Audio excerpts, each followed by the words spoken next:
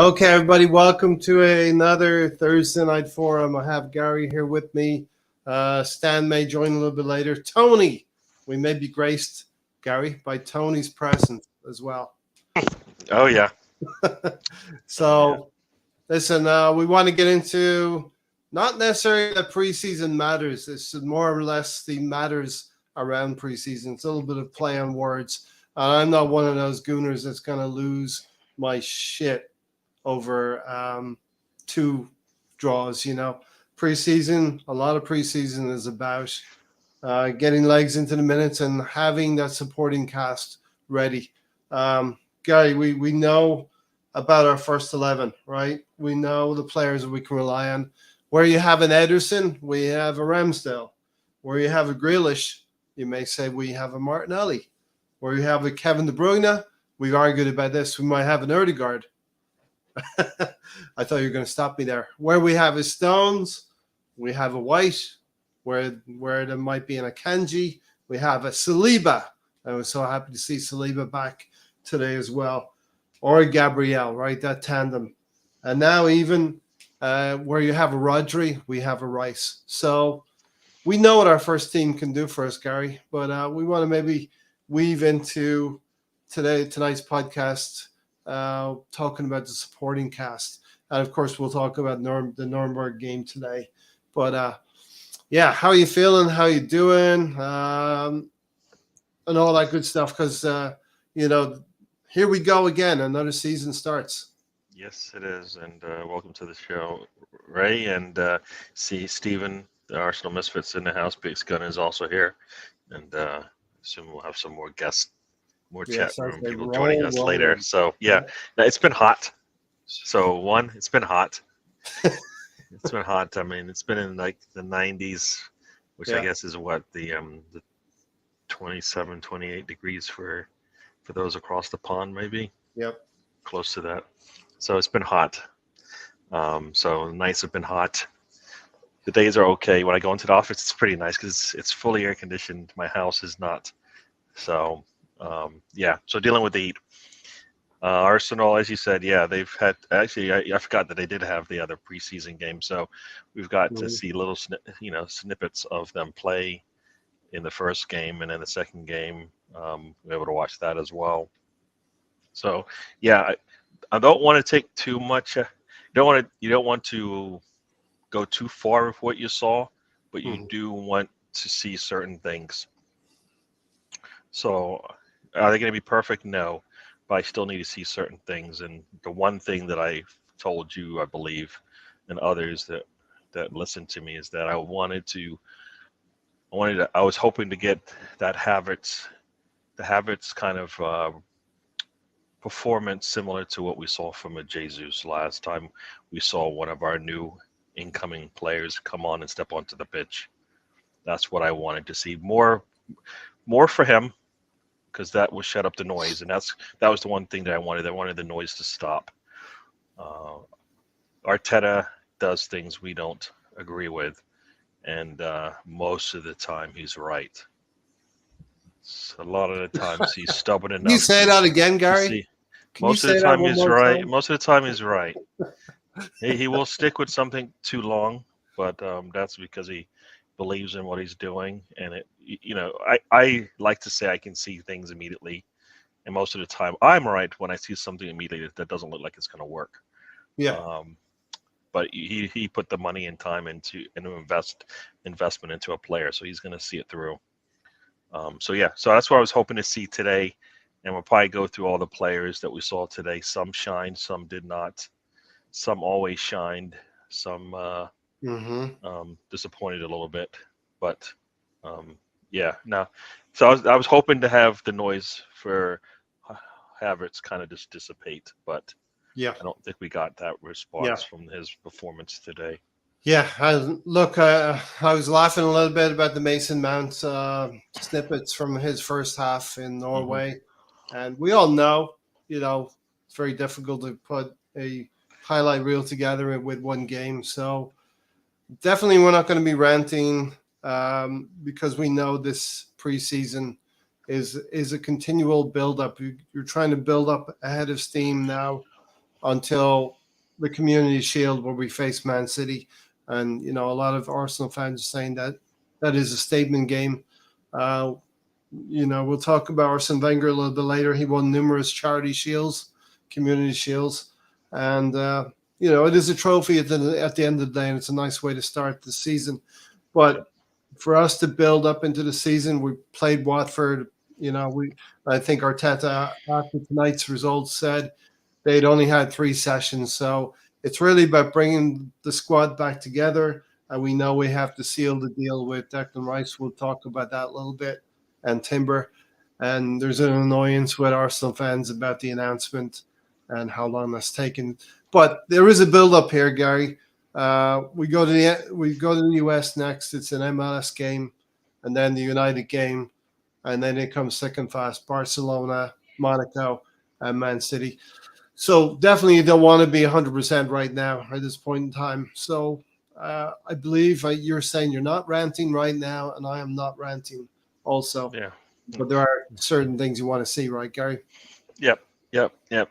No, I as I said, you can't take too much out of it, but there are things I wanted to see because I like to think I want to build on. We're going to build on everything that we do. Saka came out of the gate too fast. If you know what I mean. Yeah. So Save that for the Community Shield, Saka. Yeah, I mean, 7 minutes in, and after 7 minutes in, I pretty much told myself, and I actually made some notes. All right, pull him. Yeah, pull him. Done enough. We've seen it. Those 7 minutes, and We've the score line after that basically said to me, he's good. Yeah, he's good. He doesn't need to. We don't need to put any more miles on those tires that we don't have to. So I would expect him not to play much in any of these events. He'll have to show up for sure, but what we saw from him, we've been seeing pretty much the last year and a half, essentially, at that level. So there's nothing more he can do except for be ready to go and do that for 40, 50 games. Whatever we play this coming season. So I was pulling him after that goal.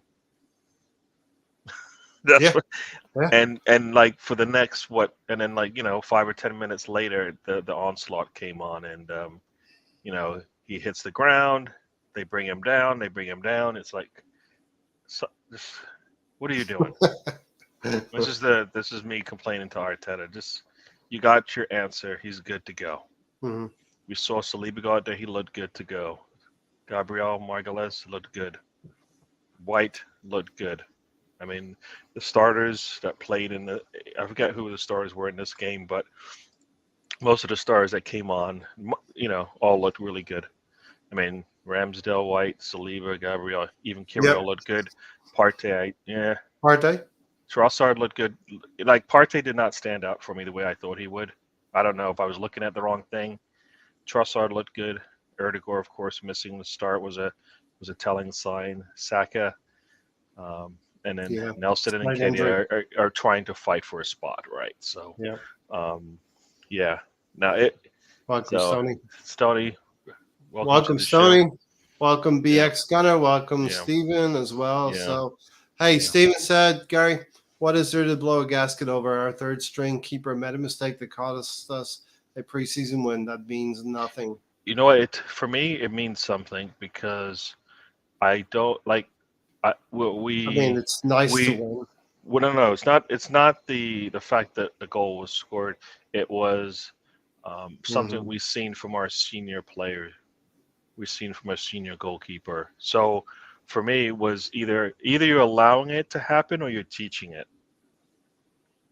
That kind of behavior from the goalkeeper, where he's the one that can see the defenders as they come and make. Yeah, he can see the field. He can see the field, so he knows where the threat is coming, and he knows what he has to do with that pass. And yes, he's young. He's the third goalkeeper, but he can see it, so he doesn't have to make that pass. And when he makes that pass, I think he freezes, and takes, Well, I don't. I think he doesn't have the urgency. Yeah, Like but Gary, maybe I made a mistake here with my pass. you're bailing Jorginho out a little bit here because Jorginho is trying to do this flick that Arsenal players have been doing. Brighton caught us on Easter Sunday. Brighton caught Trossard with a similar type of thing, and Arsenal need to be careful playing out from the back because opposition teams now know they can come either side of us because that flick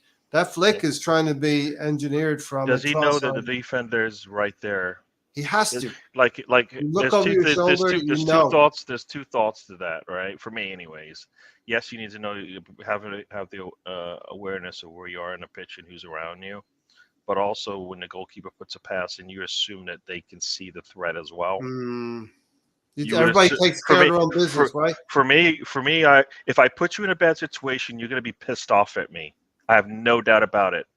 We see it all the time. We see a player put another player into a bad situation. That player will come out and tell them, "Look, you got to know better than that. You can't put me in that situation."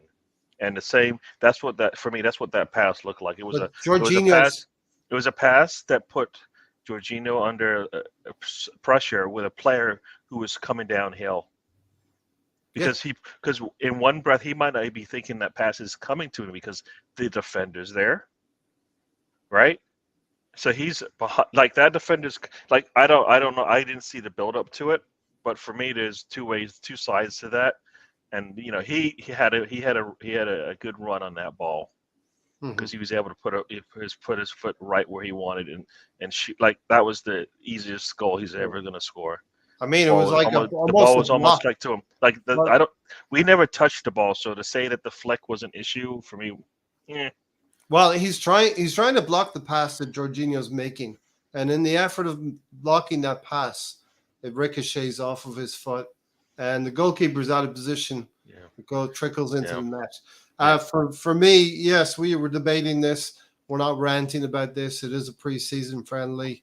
Yeah. A win would be nice, but it's essentially about getting fitness into the legs.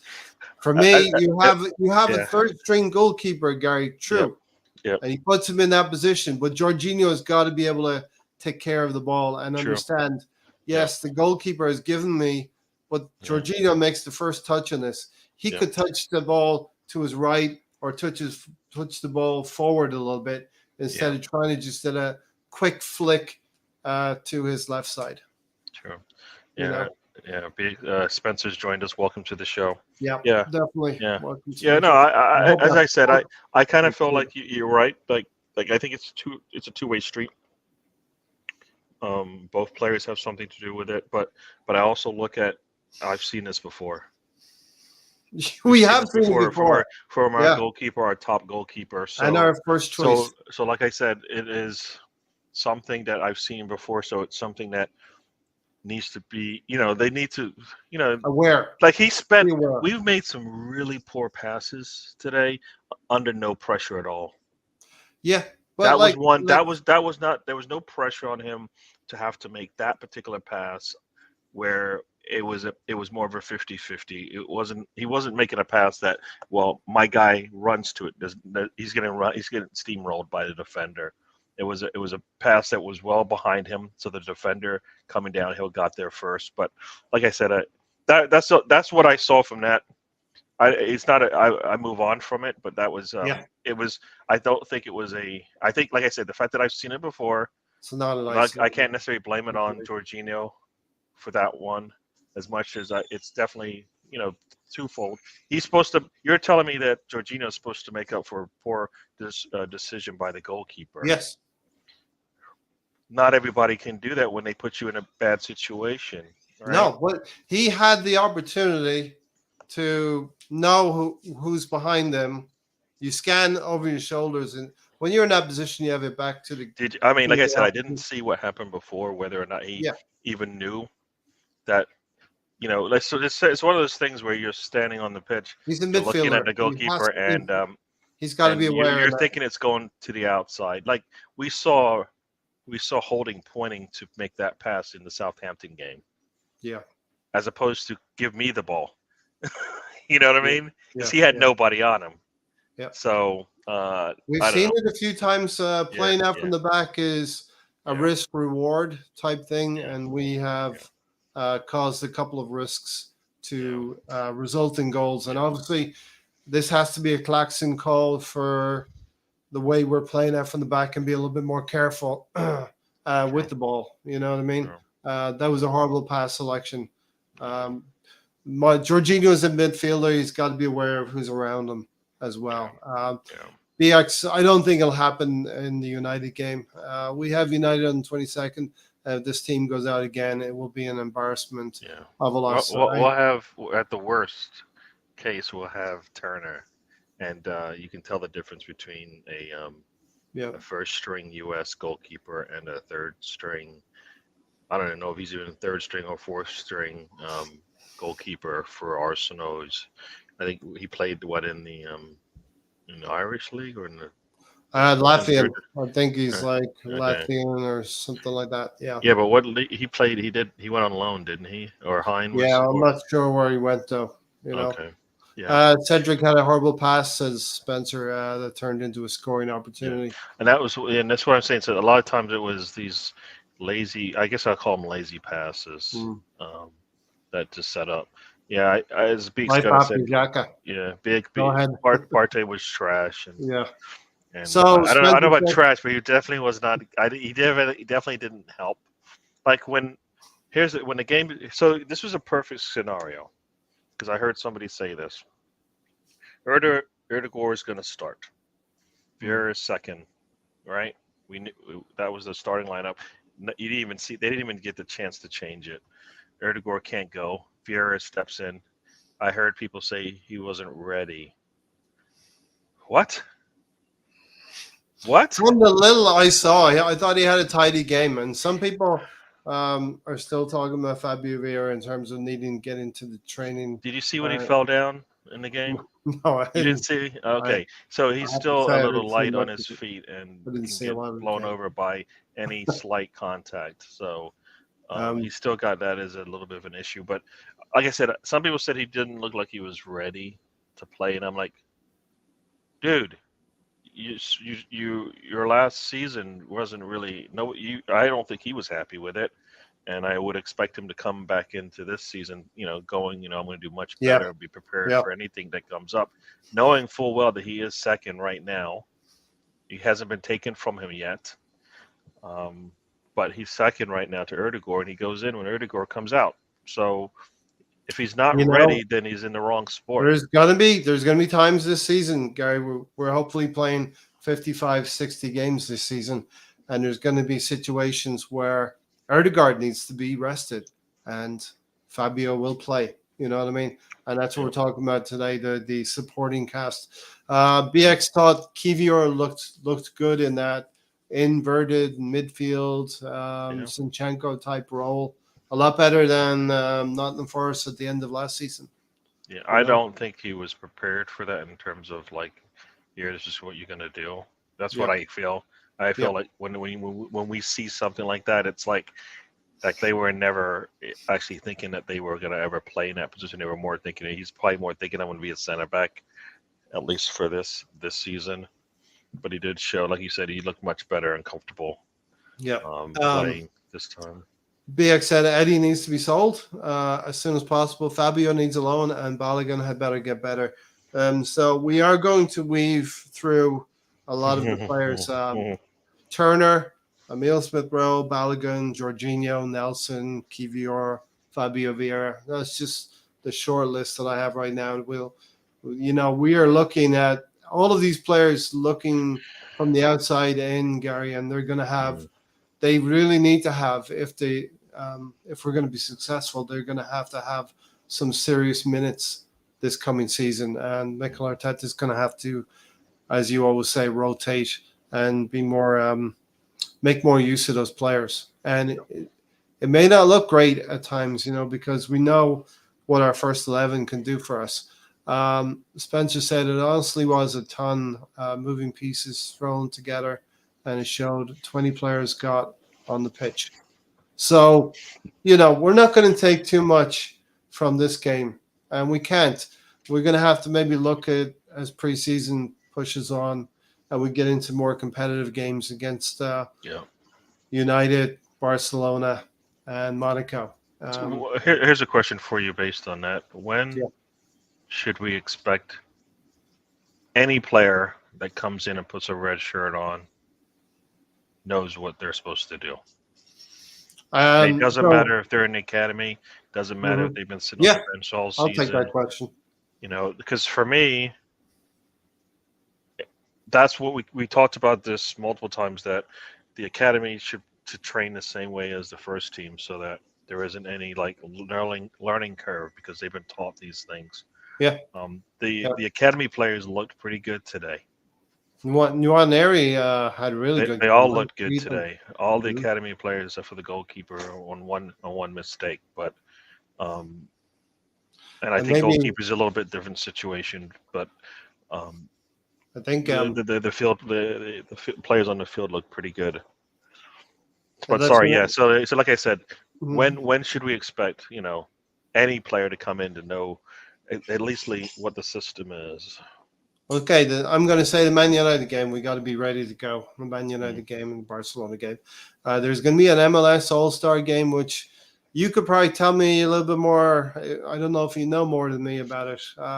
It seems to be a bit of more of a prestige type of game, right? There's going to be some MLS skills involved in this. Yeah. There's going to be a game, but it's going to probably be more of the tenure of the Nuremberg game today. Do you agree with that? Yeah, no, it's going to be like an all-star game. So we shouldn't be expecting too much, like in terms of quality football to be played. Sorry about that. I got another change some cord over here, but yeah. So I would expect that one might be competitive depending on who comes out, because I think they are in season, right? Yeah. Well, the MLS will be. So the MLS players will be in season. So even if they take it as an all-star game, they're probably going to give a little bit more, right? So Stan was here for a moment. He should be I back thought now. I when I was moving my cord around, I thought something popped up and then like it went away. He's probably just getting himself sorted out, Spencer. So we'll bring Stan in as soon as he is in the green room. But yeah, after that MLS game, I think it's really going to ramp up that Saturday, the 22nd. Man United, listen, I don't think any players will want to lose to Man United, right? We don't want to lose to anyone. And then if you think about it, the way that we played in the preseason, we were able to roll that into the way that we started the season. So we don't really want to. We want to continue that. The form where we go out to win every time. Doesn't matter who, because wins aren't guaranteed. You got to go out there and get them. Somebody will take it from you if you don't do that. Yeah, you're dead right there. Dead right. Yeah. When the Premier League starts, the fact that we finished second last season will count for nothing. We're going to have to do all of that again and then some. You know what I mean? Yep. BX said we need to bring in 2 more midfielders this window, and we're not winning anything. BX, you're usually so hopeful.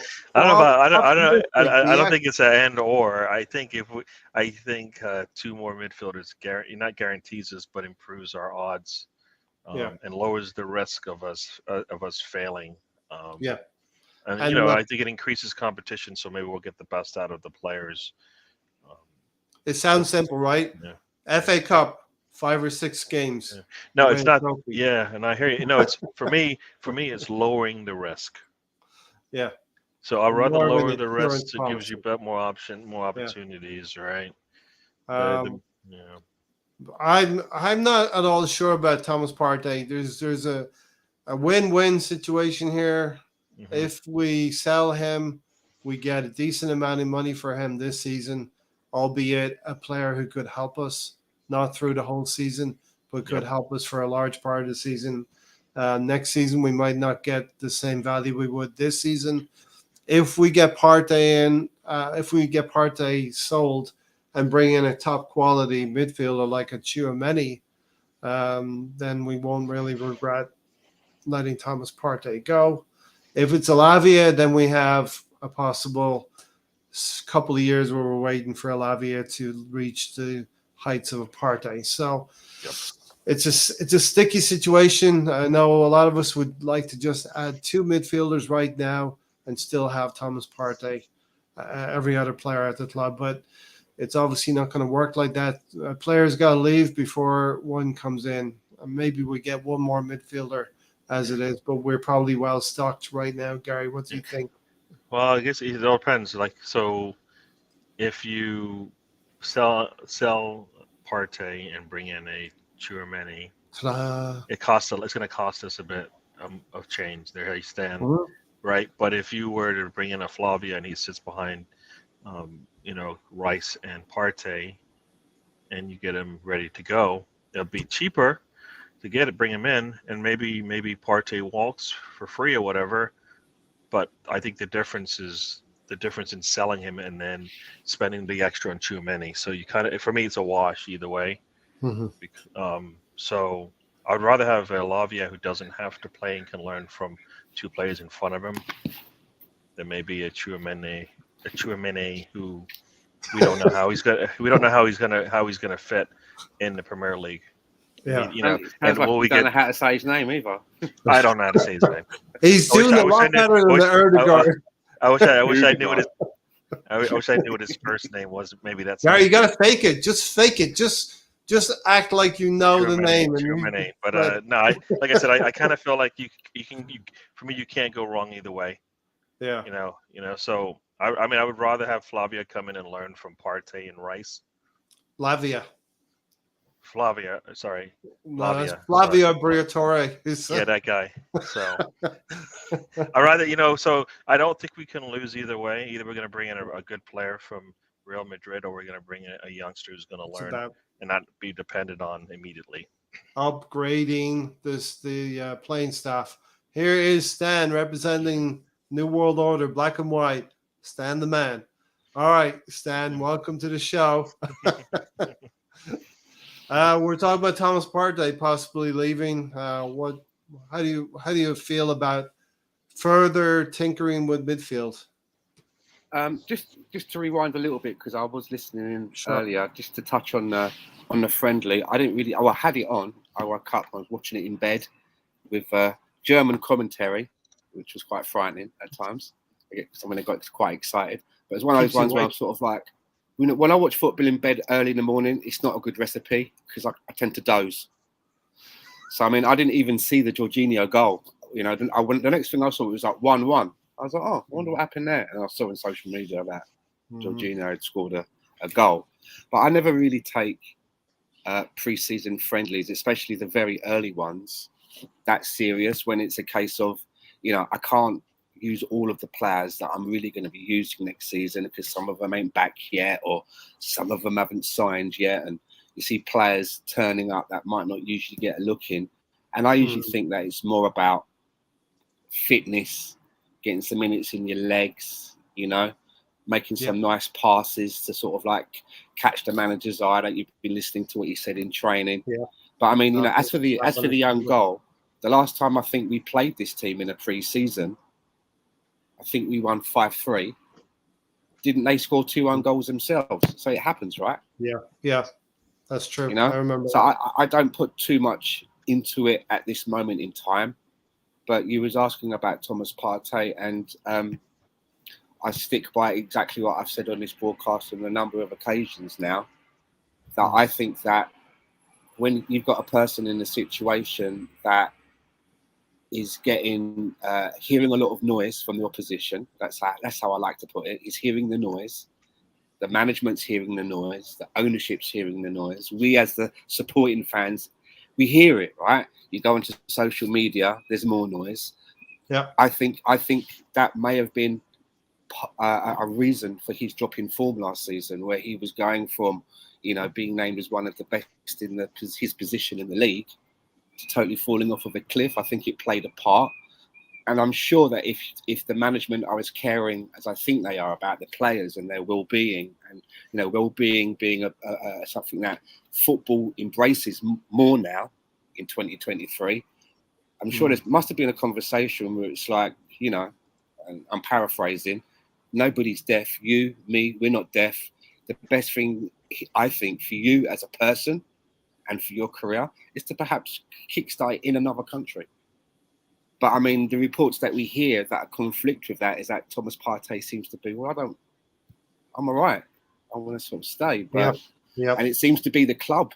You know, it's not like the players itching. It doesn't sound like the players itching for a move and Mikel Arteta is trying to scrabble around to convince him to stay. It sounds it's the other way around. It sounds like, as I said before, the club are going, is anybody, you know, you know, as much as I like him as a player, and he has a lot of great attributes, and I would actually like him to stay if it was a Thomas Partey of old. I think the noise that I was talking about has played its part now, and I think it's best for all parties, you know, involved. If he was to maybe kickstart his career in Italy, you're assuming that's what it is, though, right? Yeah, that's just my opinion. Yeah, that's just me and my opinion. You know, I'm just looking at it. If you know, if you're hearing that, I mean, you hear it as supporters, right? It's you know, it must affect you at some point. I mean, you only have to look at the interview today with Dele Alli.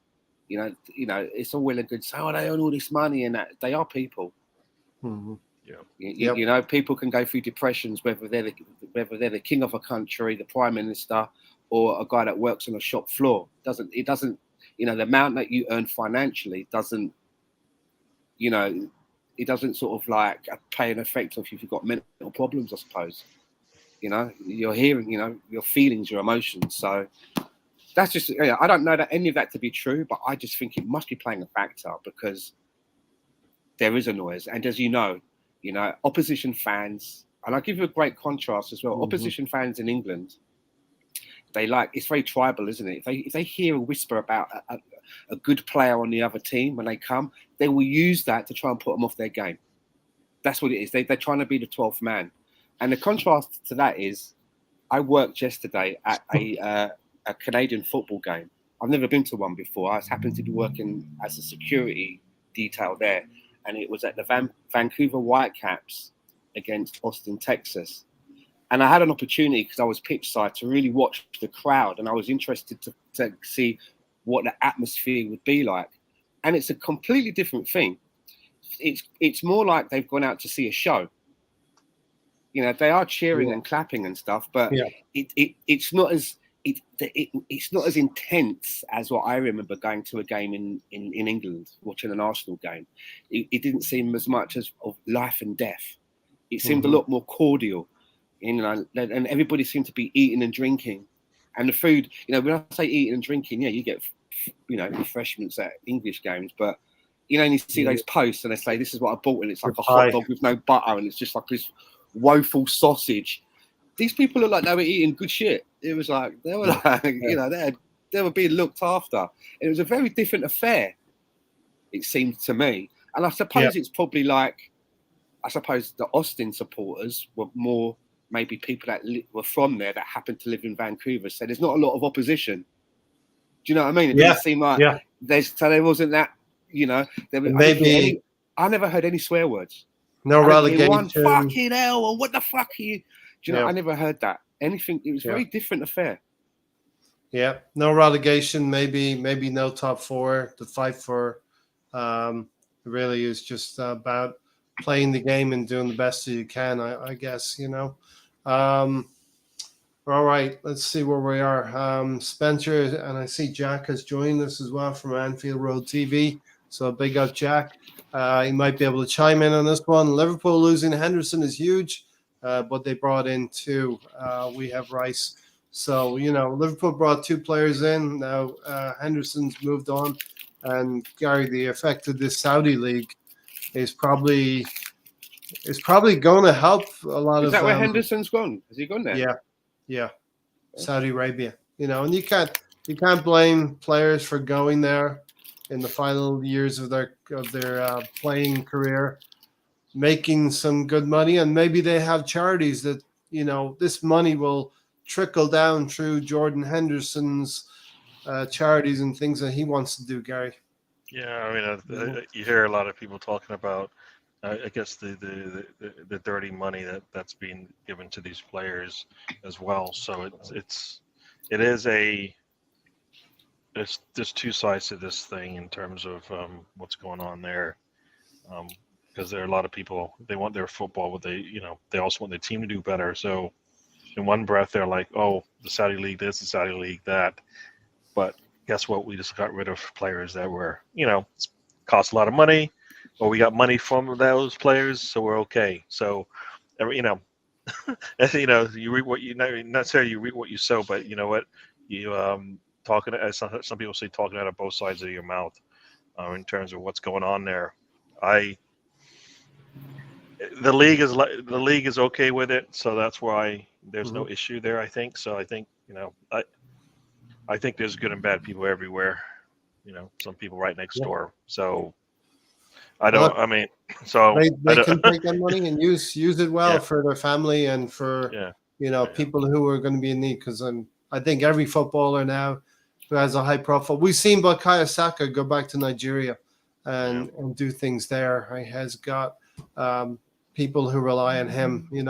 Charities as well. So, Sadio Mane. I mean, I know Sadio Mane hasn't gone to Saudi, but he spends a lot of his salary on, the place where he's from, the infrastructure from where he's from, a lot. So, take the money and use it for good, I would say. 700 a week. Yep. Welcome to the show, Anfield. Jack. Road TV. Yep. Big up, Jack. 700K a week for Henderson is crazy. Here's my best player in the world. Football is mad. Best player. Here's my take on the Saudi thing that's happening with all of these players going over and all of that.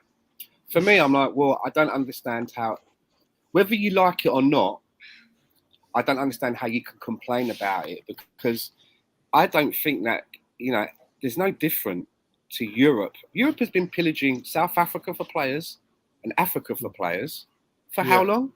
It's just, it happens, doesn't it? Right? They come from the players that are good in those countries can only reach a certain level when it comes to financial gain for what they're able to give. There's a ceiling. So they come to Europe.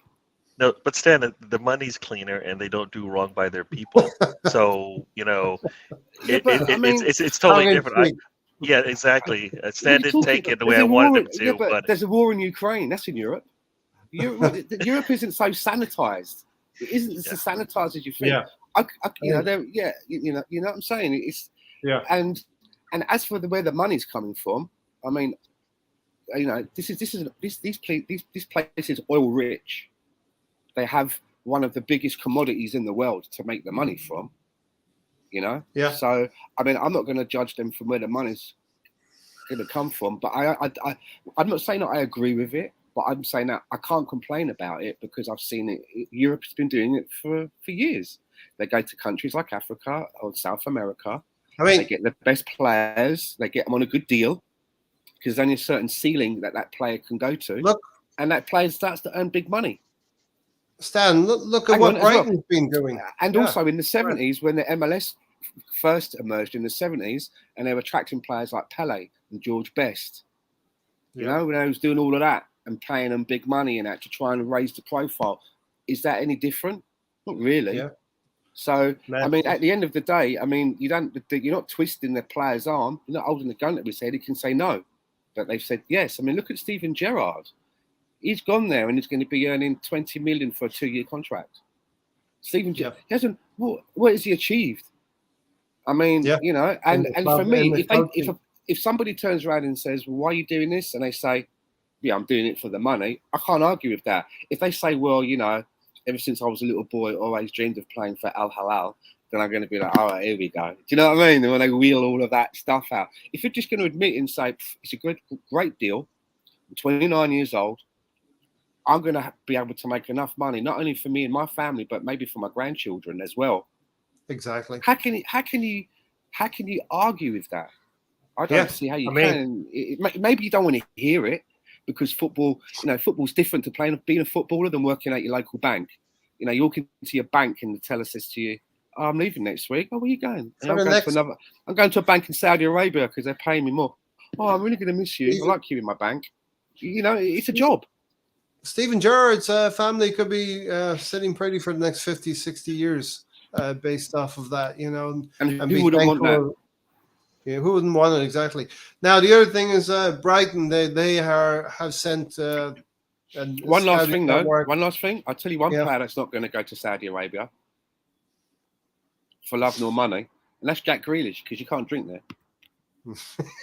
So he's like, I don't care how That much you is pay. true. I think I saw a picture of him looking quite bedraggled recently on the Bedraggled. beach. Look at Caicedo. You know, he's come from South America for a very low amount of money. Brighton gave him an updated contract. Now they're looking to get Declan Rice money from Chelsea. So, you know, these things happen. Premier League has always been spending money and taking all of the top talents in Sky Sports Chem. Our league has played a big role with the money being awash in the world football scene.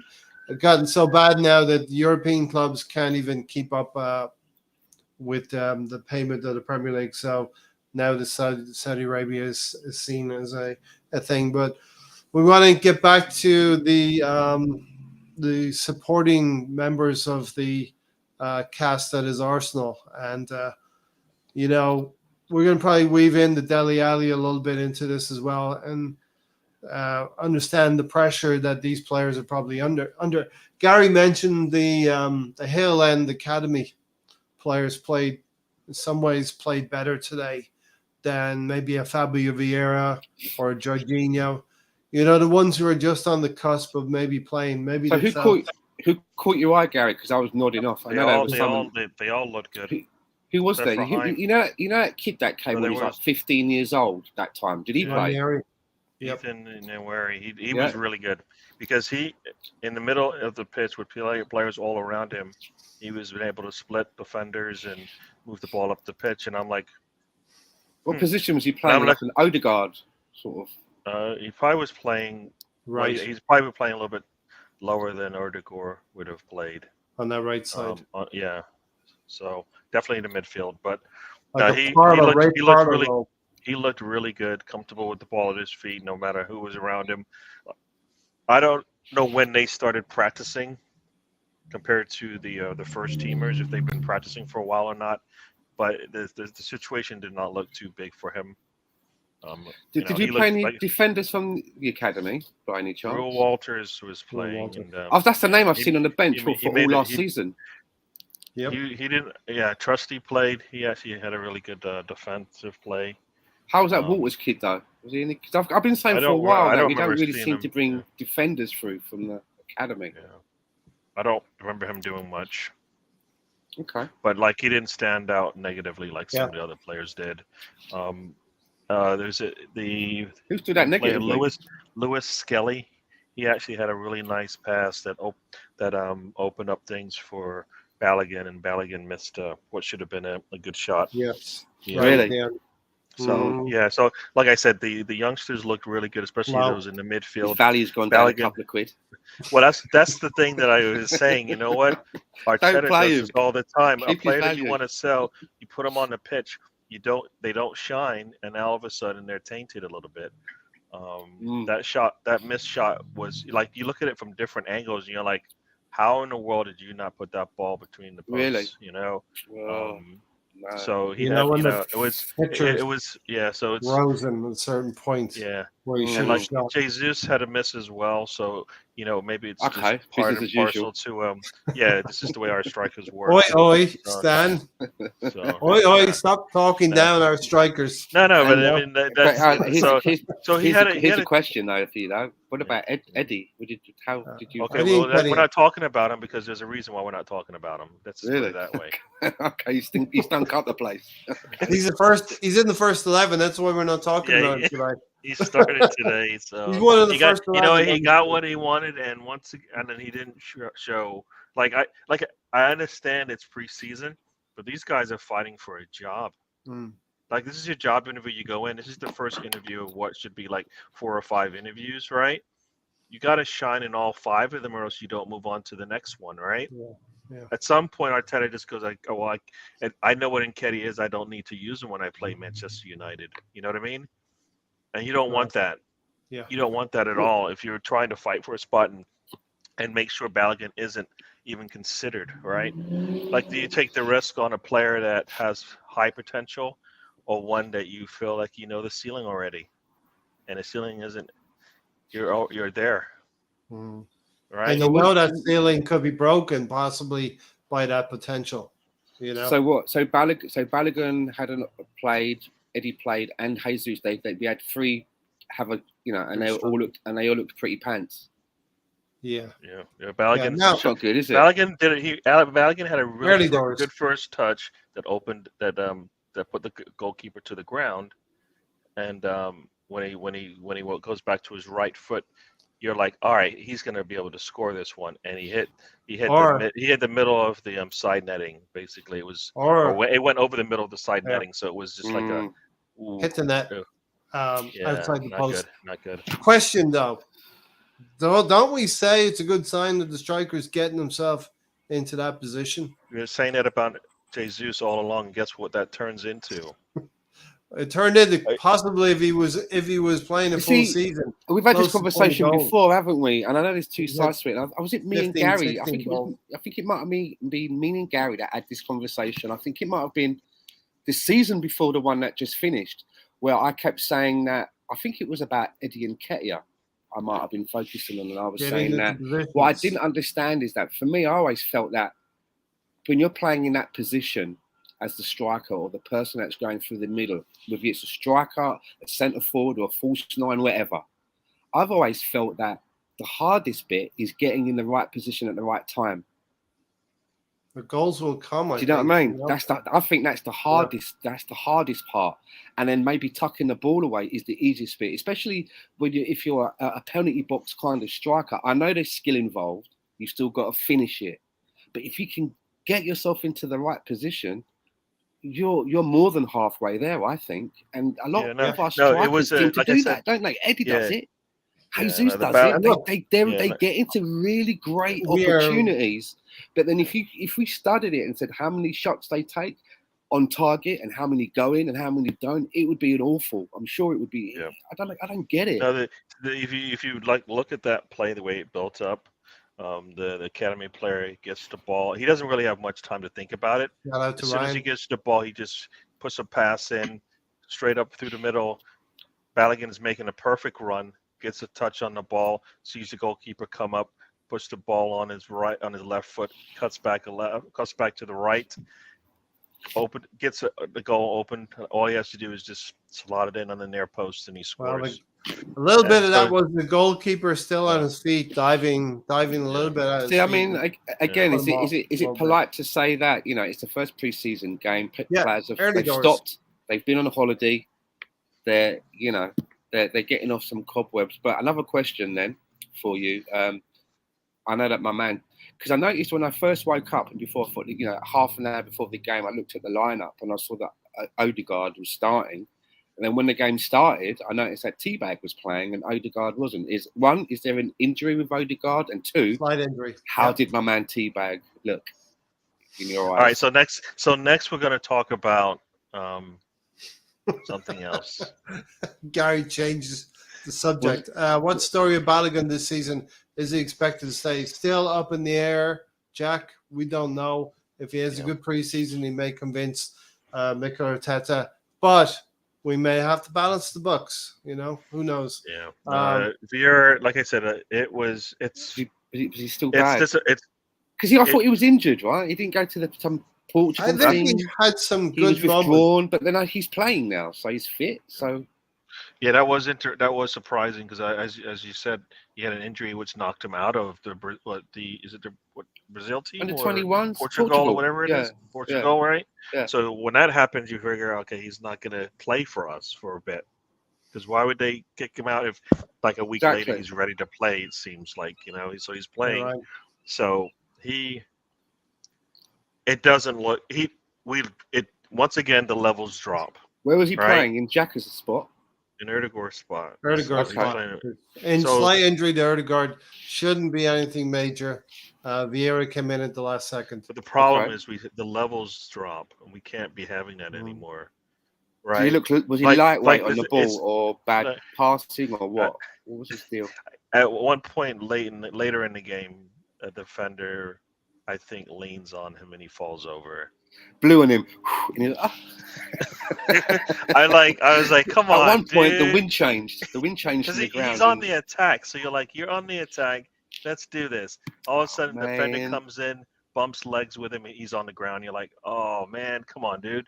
Got to be like, because he's on the attack. So if he stays up, maybe we get something out of it, you know? But no, I didn't see much from him that I went, okay. This is the worst news for me. This is the one player that I really want to come good. It's like, if I was the manager, he'd be like my pet project. I really want this guy to come good. 35 million We've quid. got a few of those. We got a couple of those. 35 million quid. We have to get something from that. Yeah, he has to shine somehow. Like, I'd rather him be poor but score a goal or something. You know what I mean? Like, he didn't do anything where, like, all right, he hit the post, he scored, but he was crap. It's not.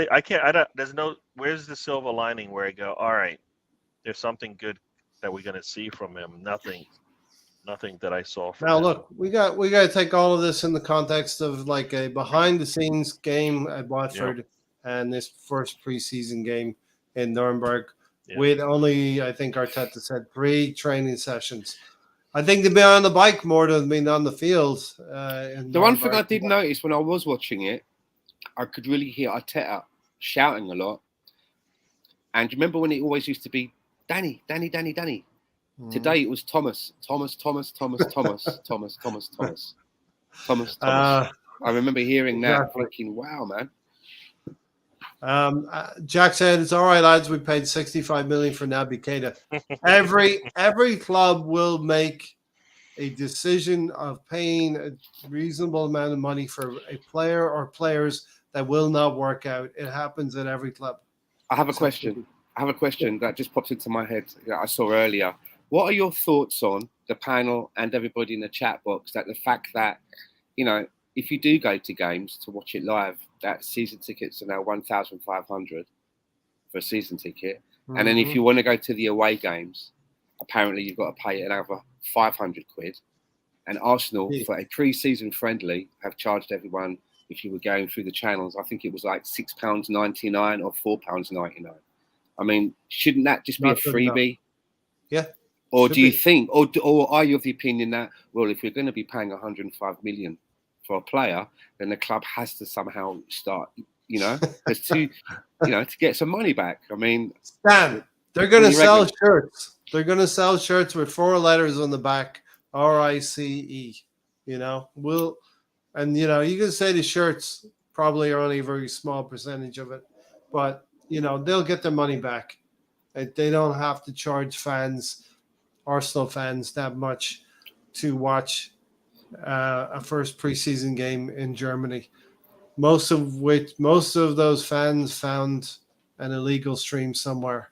But some people, I'm sure some people paid it, and that's up to them. But I mean, come on, man. You know, come on. You know, I think for I think it's $20 for all of the matches. They shouldn't. Oh, package. Is that what they're doing? Like it's $6.99 for one, or like $17.99 for all of the matches or whatever. Yeah. But like, I mean, I think, like you said, the season ticket holders shouldn't have to pay extra for that. You know what I mean? Yeah. Spencer's paying $340 for 2 tickets to the MLS All-Star game. You know. But you know, this is. I mean, Arsenal come to town. You're probably gonna want to go. You know what I mean? Especially when you sign Declan Rice, Urian Timber, and Havertz as well. Here we go. BX said Havertz does not belong on the left wing. Arteta had better sort that kid's position and fast. This is not the BX I know who has been calm and collected for the last few seasons. Here's a question. You listen to your manager, and he tells you that Havertz's going to improve your midfield, and then he's playing on the left wing. And you're like, well, that doesn't sound like the midfield to me, right? That's not where you said you were going to use him. So, and then like I think there was a comment. There basically was a comment about Havertz, and he basically couldn't figure out. He couldn't identify where he wanted to play him still. Which is what everybody, probably 99% of all football fans were like, we don't know where he plays.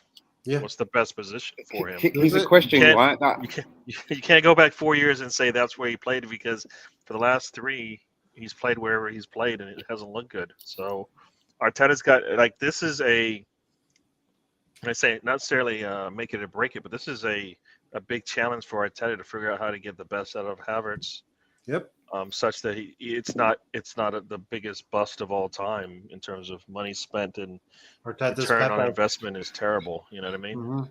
here's a question I heard today. When I heard the question, I started thinking about it. I was like, damn. And the question was, if you look at the current Arsenal midfield and forward line, and then you look at Kai Havertz, who do you drop for him? Who is better? I mean, He's lucky that Xhaka left. That's the only saving grace he has, is that we dropped, not necessarily dropped, we let our starter go. But even still, then, are you saying then, okay, would you start him ahead of Trossard? I would not naturally pick him. No, Stan. Trossard- Would you start him No. ahead of Trossard? No, I would not Okay. naturally I started pick in him. front of let me Middlesbrough. continue. No, Okay, would you start him ahead of Gabriel Martinelli? Stan. I wouldn't. No. No. Okay. Stan. Obviously, we're not starting him ahead of Saka, right? Okay, that's obviously not happening. Would you start him ahead of Odegaard? No, No. I wouldn't. Would you start him ahead of ESR? I wouldn't. I wouldn't start him ahead of Jesus either. So then, does that mean then that we have a player who is the highest paid player on our squad that is going to be able to only come in when one of those that we've already mentioned isn't available for some reason? You got to think. That's You know not, what? that's, Here's the thing. because if that's the case, hold on. If that's the case, that ain't going to ride with those players for a while. At some point, they're going to be, hold on a minute. Do you know what I mean? Hold on a minute. This guy's coming into like. There's going to be That's why the first thing I three said games. was 3 games he a week. has to make a presence and an introduction similar to what Jesus did when he played.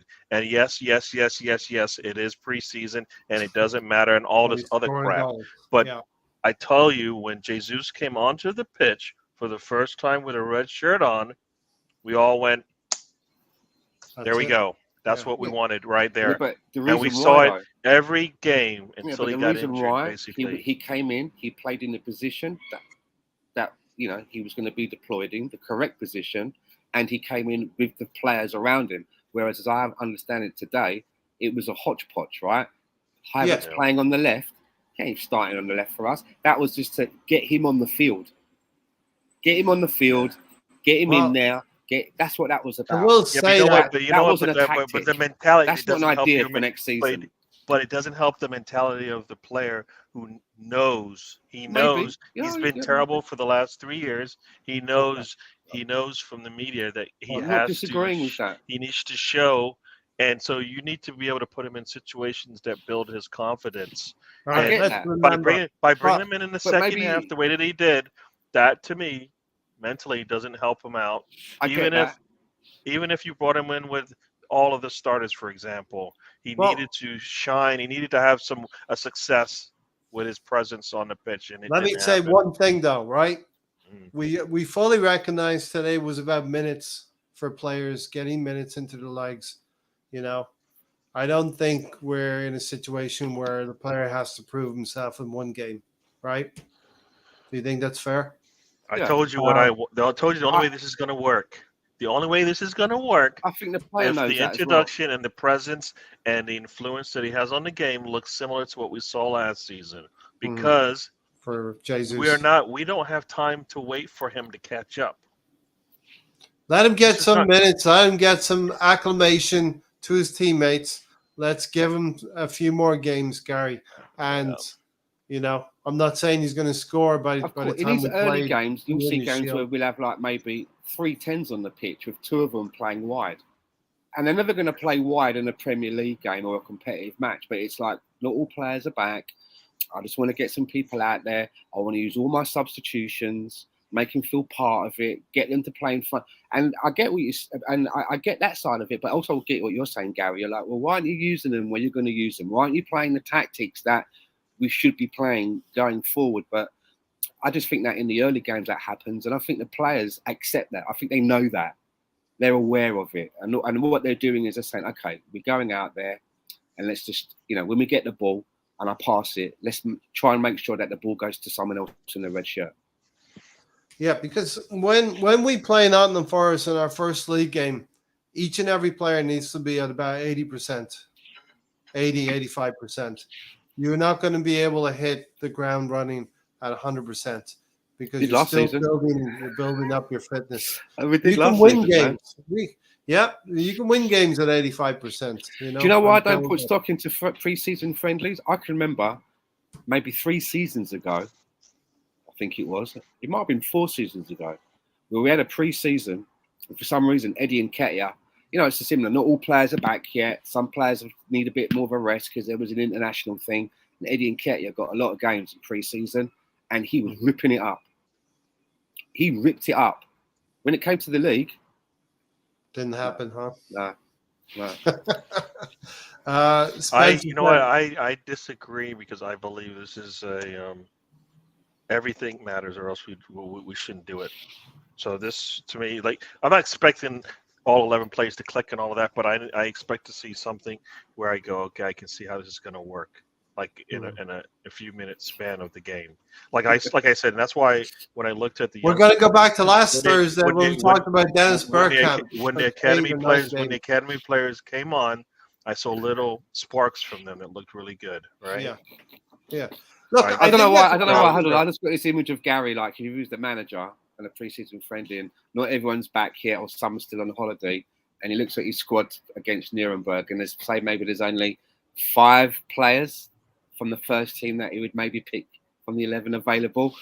He'll just field 5 players, and everyone will be like, "Right, are you going to field 6 more? Are you going to field 6 more?" Gary, now you're being like, silly, no, and you're taking what I'm saying and you're running with it. He's like, "No, people I'm not stop. Don't listen to Stan. I'm not going to field you. He's just trying to be really funny. It's not working. So there's no it's point not in me gonna playing work. you now. It's not going to So work. you know exactly what I mean, Stan. Stop it. Yeah, Stop it. You've got no chance of playing next season, so I'm not playing you now. I'll just go with the 5. No. That is not what I'm saying. We know we mean. Gary wants to see Stan is going. He went there. He went there. A little piece of play like what was the player's name? Lewis Skelly, who played that through ball to Balogun. Yeah, that was really that nice. was a good through ball. Yeah, That's a flash of something. The spin by Ethan was really nice, where he split the 2 defenders, and then he had another one where he had a really nice touch.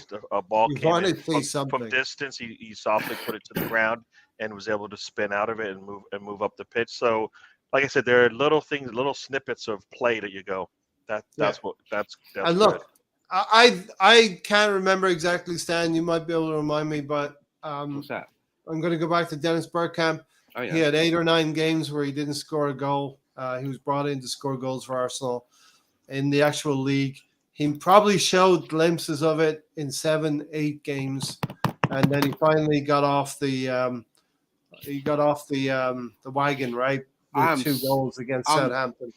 I'm so glad you mentioned that, because I just watched. There's a documentary on, I think it's on Amazon, and it's about Peter Crouch. And me and the missus watched it. There's a documentary about Peter Crouch, and he went. What was the team that he went to? Liverpool. And he didn't score for like 18 games. Yeah, maybe Jack can probably shed some light. We've got a guy in Anfield. Tell it, Peter Crouch. How many games was it? And Rafa kept playing him and could you imagine? And then there was a game where there was a penalty, and obviously Steven Gerrard was the penalty taker, and Peter Crouch, because he wanted to score a goal. It's a penalty situation, and he sort of grabbed the ball off Steven Gerrard, and Gerrard let him, and the keeper saved it. And then he kept had to continue being played, not scoring. But the thing is, though, this is a guy that ended up playing for England, scoring important goals, and it happened for him. It happened for him, but for whatever reason, and Dennis was the same, right?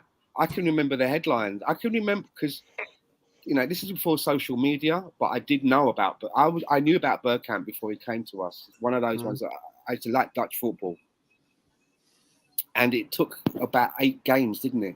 And I can remember some of the, each week in the back pages, they were taking the piss and saying that it was a bust. Quite a big fee. $7.5 million. It was a big fee at the time, and it was a bit of a bust. We also bought David Platt in the same window for, I think, $4.5 million. as well. But when he got going, he got going. So Yep. the thing is where I'm going with all of this is that for me, I think one of the biggest gambles that we've made in a long time is with Kai Havertz. Yep. Because as I've just mentioned, right, not Fully only the fee, but he is our highest paid player.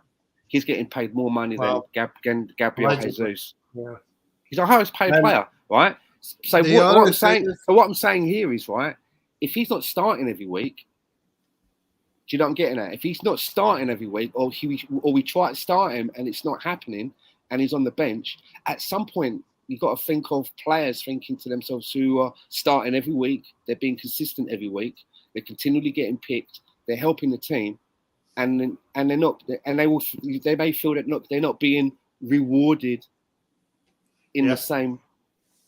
In the same sort of realm as something like, it's a big gamble in that there's a ripple effect, not only for the quality on the pitch, but there's a lot of people talking about how much Mikel Arteta has harmonised the team, the harmony within the team, everyone, really friendly and harmony.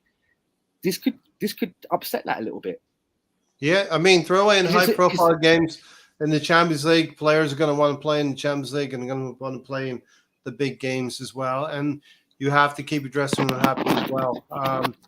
Jack said, done so well in a 10 role in Germany prior to his move to Chelsea. He's not a bad player, just massively undervalued by other coaches, not getting the best out of him.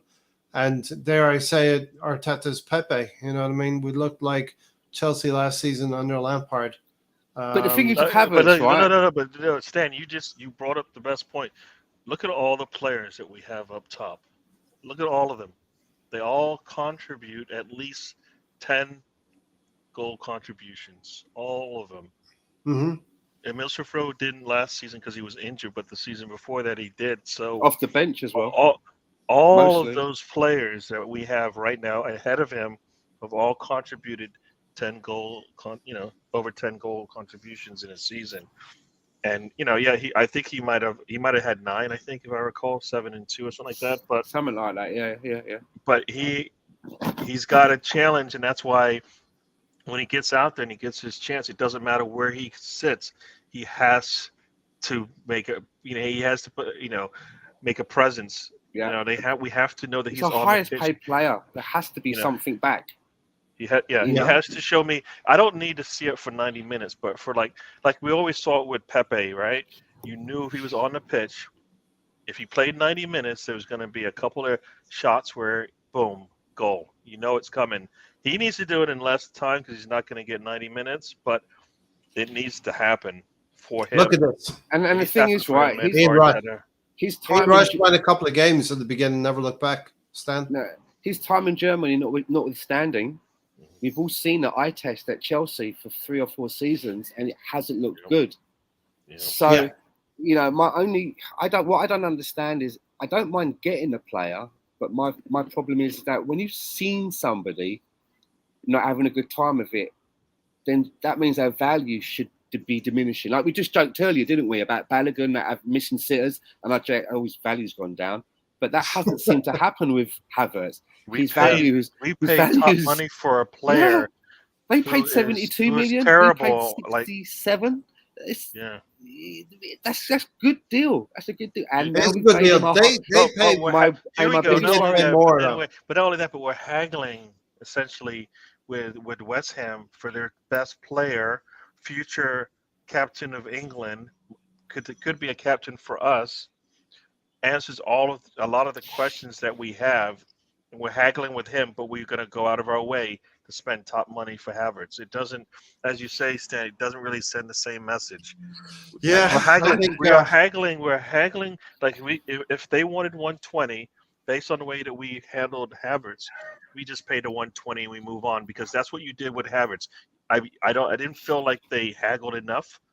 Why didn't they drag it out closer to the end of the month? When they have to sell, they had to That's sell a very by the end of the point, month. Gary. You have the cards in your hands. Gary, that's an excellent point, man. That's an excellent point. No, Gary, you want your squad. You want to bring your best players on You know, preseason. Rice is our best player. No, not but Havertz. and Havertz Ray doesn't help us. Havertz exactly because Ray.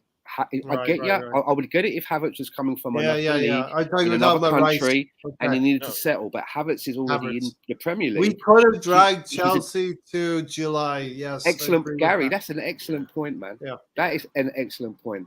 Yeah, I would rather. That's why I wanted Rice and rushed Casado. in. I'd rather spend Rice and Casado money than Yeah. Havertz because I know what I'm going to We get, rushed in. and There was no it haggling. answers all the questions for us. We basically opened the Yeah. checkbook. We Yeah, wrote the yeah. money out. It was a done deal. And then the other things we haggled and we fuck around. Oh man, Spot on, Gary, No, from, think of- no, Jack there. No, think about Spot it. on, Gary. 88 That's a goals great scored point, last man. season.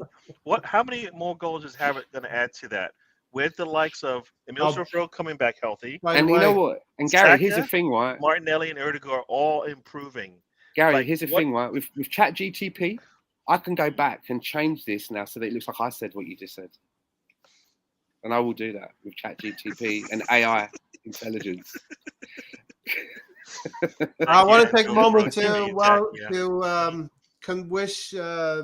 I'll change it so Yeah. Gary's going. Great points there. No. Great I point. want to take a moment to wish Jack congratulations as well. You know, he did, I think, get some kind of honors in uni or Oh, nice, college. nice. Congratulations. Yes. nice one, Jack.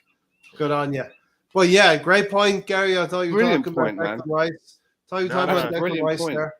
No, Um, for me, I would have based on if it was the choice of Havertz and Casado, Rice and Casado, and Rice and Havertz, I'm going Casado because I don't. If I the problem with us at the end of the season is we gave up 20 goals in a quarter of the time, right? And right now, if there's one team in the Premier League that if you're interested in their players and you want to be able to hold them over the barrel, it's Chelsea. We all know Yeah. that. Yeah. Yeah. Todd Bowley. You'd like to give some back to Todd Bowley, wouldn't you? But Spencer makes a good point also. We're talking as if Arteta may not start him as an 8. However, it's the 65 million price tag. I would also say The we salary. don't know where he's going to play, Spencer. It's the price salary. tag, and we can't see where Salary, he's going man. to play. He's our And highest paid player. You're getting stuck on that salary, Dan. Yeah, but not just because it's high, and that's fine, whatever it might be, right? But he's getting paid. He's getting paid more than Saka. He's getting paid more than Gabriel Jesus. He's getting paid more than Odegaard. He's getting paid more than Saliba. He's our highest paid player. Yeah. So Yeah. surely that means that he has to be like in the starting lineup if he's fit, innit? Surely he can't be just plugging the holes when Gabriel Martinelli's not there, or Trossard's not there, or Fair enough. whoever. Or if you're one of those other players and you're there week in, week out, you'd be like, why is this guy any more than me? And he's sat on the bench and that and coming in 60 minutes times. Do you know what I'm getting at? Yeah. And playing absolutely. in some cup games and that. Yeah, definitely. Does anyone want to bring up any other points about the game and the first team players?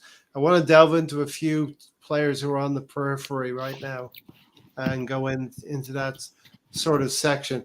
As if by a cue here from Spencer, then Gary brings up Emil Smith-Rowe. Well, whether Gary brings up Emil Smith-Rowe or not, we're going to talk about Emil Smith-Rowe. And Gary, Emil Smith-Rowe, and Stan's probably listening to this, he'll remember, and you were watching the All or Nothing documentary as well, and the part where Granit Xhaka says to Emil Smith-Rowe, "You're the future, bro." I'm not the future, you're the future of this club. And Emil Smith-Rowe has won a European Championship with the under-20s now, and seems to have done something really good for him and played some football. You know what I mean? Jack's going to have to shoot off, lads, and Thanks for chat. joining. Have a great week. I know it's like 2:46 in the morning there. We will have to get you on, Jack, definitely when we play Liverpool or even sooner than that. But Gary, big season for Emil Smith-Rowe coming up. And also further, I would say he should take some advice from, or an example that Granit Xhaka set last summer, where Arteta set Xhaka the challenge, and by all accounts, Xhaka stepped up to the plate. We want Emile Smith-Rowe maybe to take on that challenge and have a really good European Championships that he had, and now follow it on, keep going into the preseason here.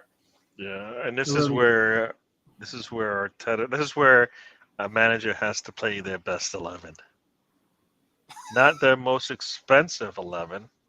Does he make it? Best 11. Does who make it? Emile Smith-Rowe. He definitely should get a chance to take a spot on that starting in that midfield there. So yeah. Now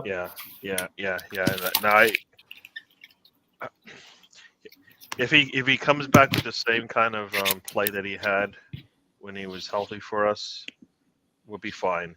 Because he actually will go back and defend, right? And Havertz right now, everybody's a little concerned about that.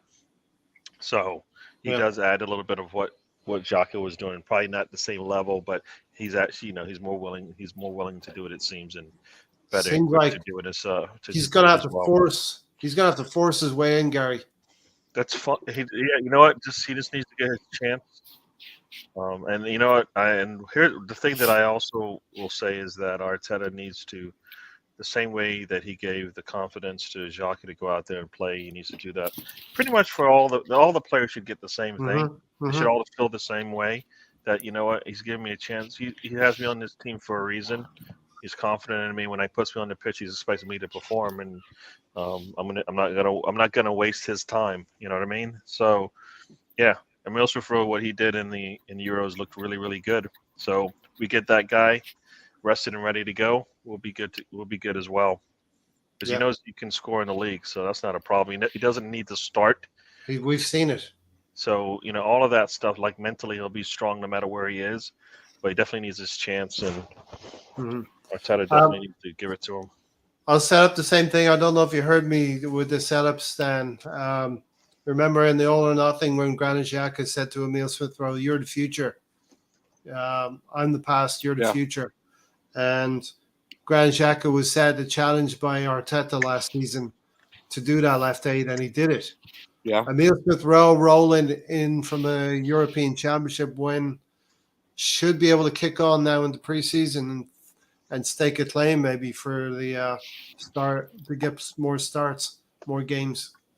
I will answer that about ESR, and I hate to derail you, but while I snuck off and got another beer out of the fridge, another thing about Kai Havertz kind of popped into my head.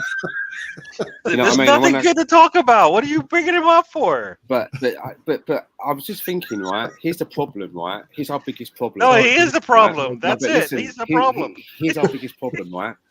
With the amount of money that we've paid for him, right? And the amount of money that we're paying around 300 bags a week, and we've given him a contract length, right, of 5 years. Here's the problem, right? If he does turn out to be a dud, right? We have painted ourselves into a corner, because when we try and move him on before his 5-year contract is up, if we try it, everyone is going to remember what he's been like at Chelsea for those 4 years. And if he's continuing to be a dud at Arsenal, who's going to take him? Because of the amount of money that he's on, if he does leave Arsenal, he would have to take a huge cut price in his salary. And as we talked about earlier, these are jobs. He's on 300 bags a week now. What I'm getting at, it's going to cause problems. He could end up in a situation like Nicola Pepe, who's on 140 grand a week. I said, remember, Pepe's on 140 grand a week. That's half than what we're paying Havertz, right? Yeah, inflation is a bit. And we're ending up maybe having to just like call that quits. So what I'm saying is, right, if this gamble doesn't pay off, it's really going to hurt us. The only way you paper over it is if you win the league. Yeah. If we win the league, you can somehow maybe like put that in the background, in the back of your mind, or if you win a Champions League, or do you know what I'm getting at?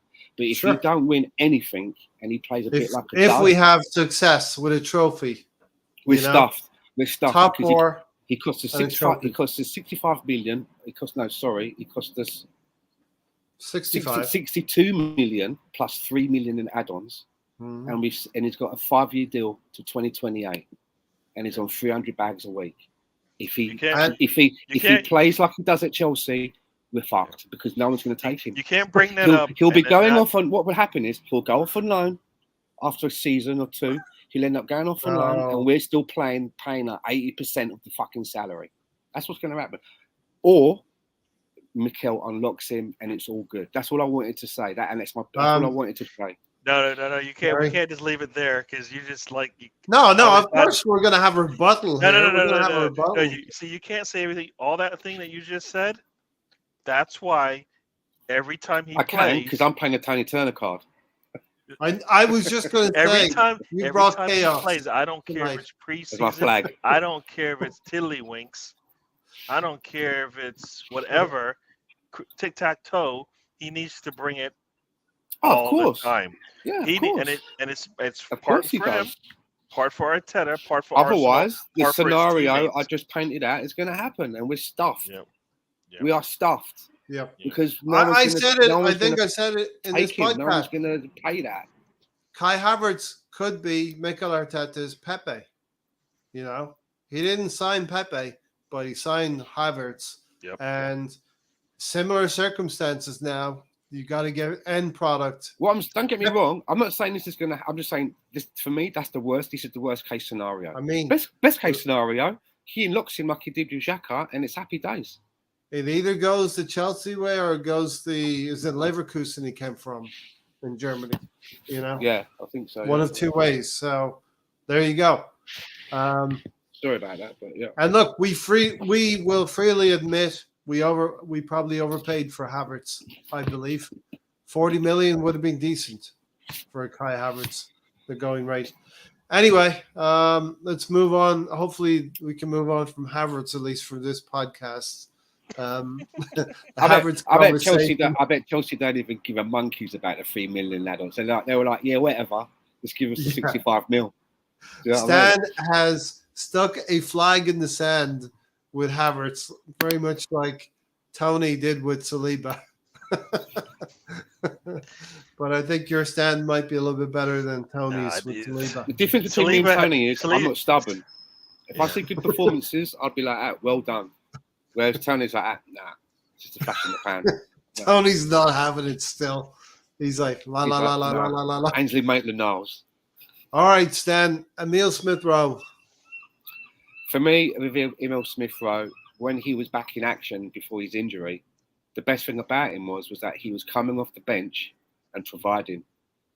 I hate substitutes that just come off the bench and it's just giving someone rest and it's just to put another body on the field. I love it when they do like a Ronnie Rosenthal and they come on and they do stuff and I like that. It's like he's fighting for his starting place and it's hard to deny him. And every time he comes on, he's doing something. Whereas Eddie Nketiah comes on and it's like wah wah wah wah.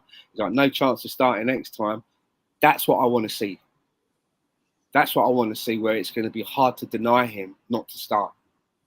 And I can see Emile Smith-Rowe playing 1-2s with Martinelli, Trossard, Jesus on that The guy, right? He He's has got an eye for goal. He has an eye for goal. Even Yeah. though he hardly played last season. Do you remember that game where he came in as a substitute and the ball came out and he headed it back into the box and it was an assist for a goal? Yeah, that He hadn't played for ages. Remember Bournemouth that game, I believe. He just came in, and again, he Partey goal. There was an end product to his presence on the pitch.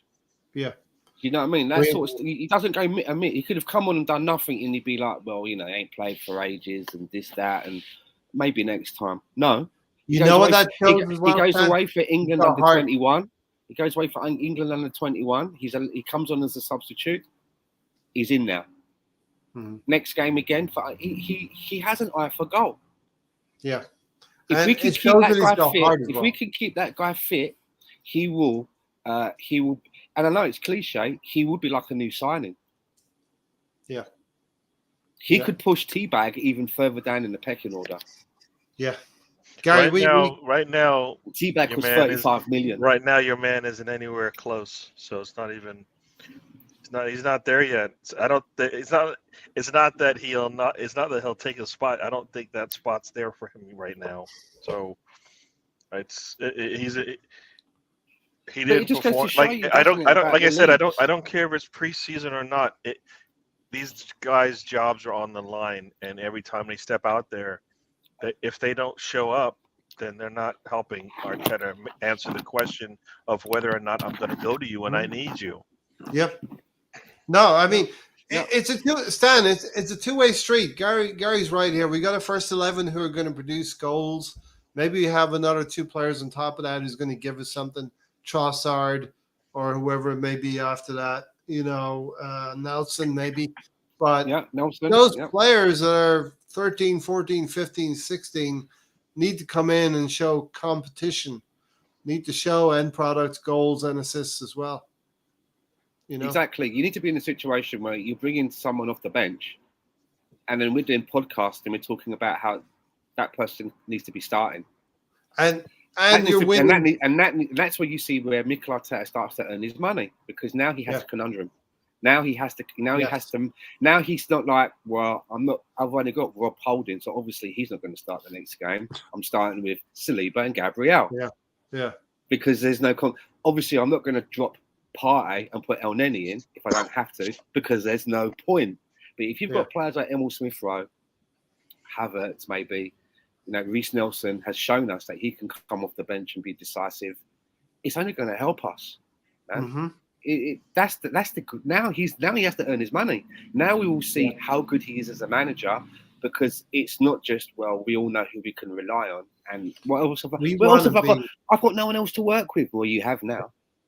We want to be in a position where 65 minutes into a game, we've controlled with Rice now. We've controlled the game where our possession is 65, 70%. The other team is tired and losing faith in their ability to get back into this game. We bring a few subs on, tack on another 2 or 3 goals between the 70th and 90th minute. I think next season we will definitely learn more about what Mikel Arteta has learned, because if the amount of people that you can have on a bench is increased, and then the amount that you can substitute has increased. And one of his biggest criticisms has been times that he's made substitutions or hasn't made substitutions. But if he's got all of the players at his disposal now, like in the ESR, we're going to see now, if we're cruising the game 3-1 and it's in the 60th minute and there's a Champions League coming up, then why would you run Saka into the ground? Take him off and bring on Nelson. You know what? Do you know what I'm getting at? You got your answer today. He'll continue to play him. I told no, he played more than he needed to. I told Stan, I told Ray, as soon as he scored in the seventh minute of the game, he's done. He showed me more than enough in 7 minutes where I don't need him to play. He just crushed more me. Minutes Season's not even started yet. And I was telling you what I was looking forward to. I was holding that one in my pocket. I was like, you know what? Nah. He showed me that, and then he goes down, he goes up in the air, comes down right on his butt. You see him grabbing his butt. He's in pain. Saw that one. Pull him. Nope, still doesn't pull him.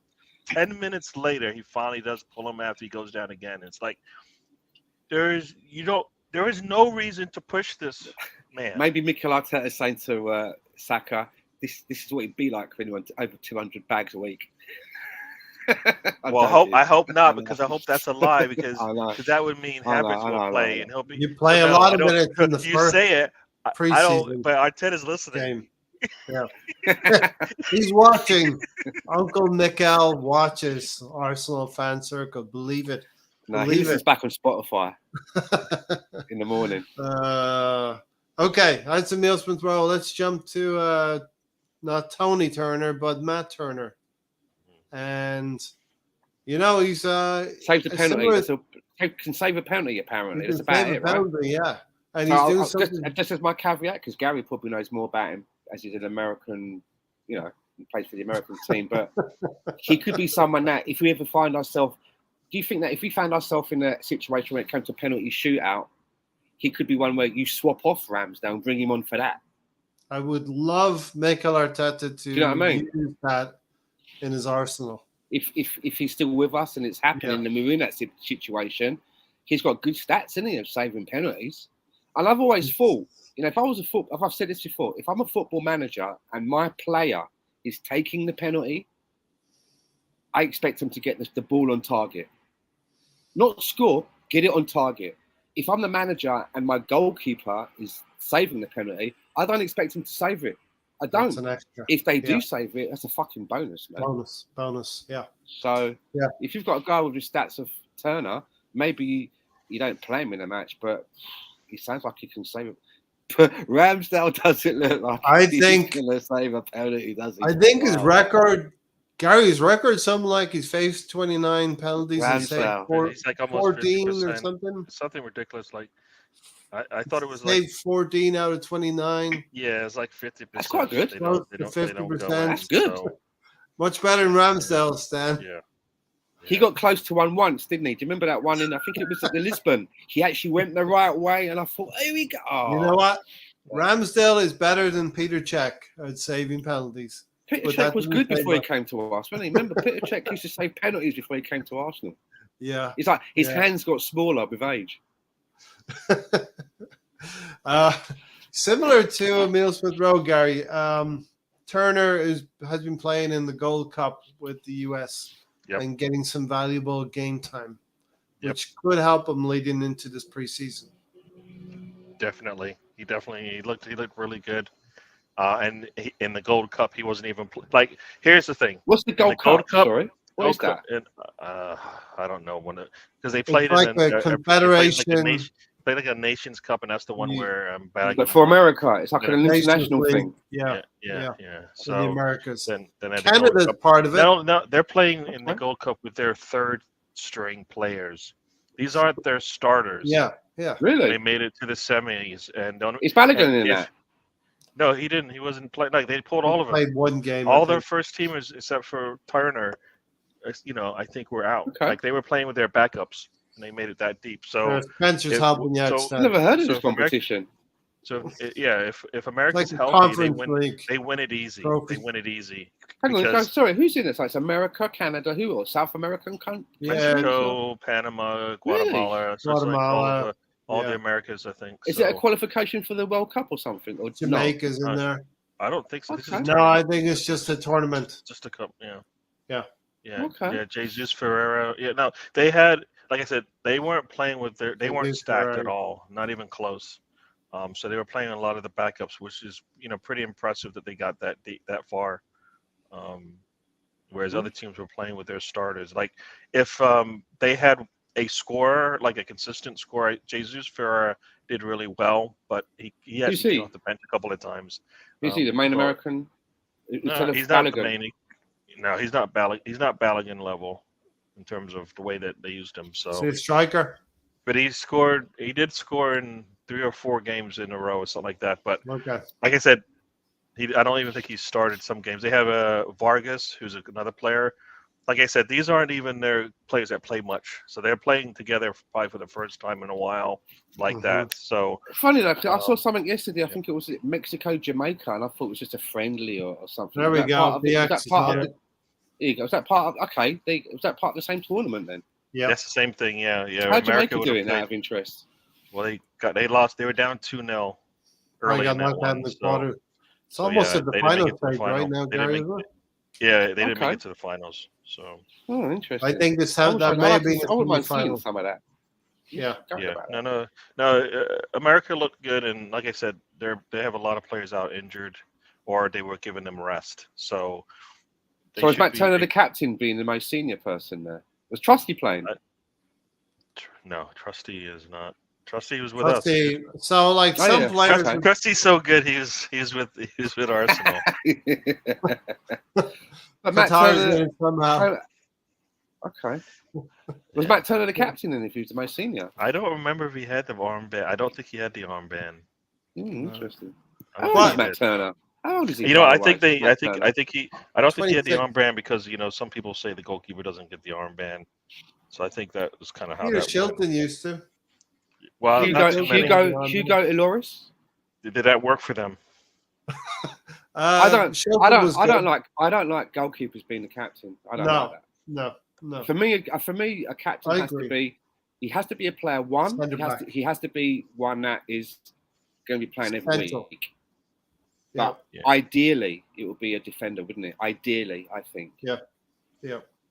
Yeah, Like I you find think it of hard. Tony Adams, I mean, the reason why I wanted Arsenal to give the goalkeeper Arsenal Tony Adams a bias. the armband is because we didn't have anyone else.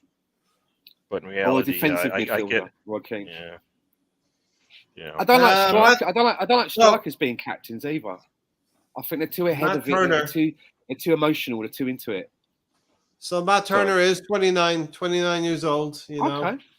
So he is getting on in age. Lots Experience, of people feel this could be his last season with Arsenal because Why? World Cup is on the horizon. Three Why was last years season? from the World Cup. Goalkeeper's gone for ages. He's only 29. No, I it's know, more because I he know. needs more game time. Like he needs to to be. play. a Oh, he needs to seasoned- go to a team where he's playing every week. Oh, I see what you're saying. Yeah. Okay. So Yeah. World Cup in 3 years. He can spend the year here with The Arsenal. good thing about him, though, right, is because now he's had time in Europe with Arsenal. If he decides to leave, it doesn't mean that he has to go back to the MLS. He could go to a team in the Premier League, right?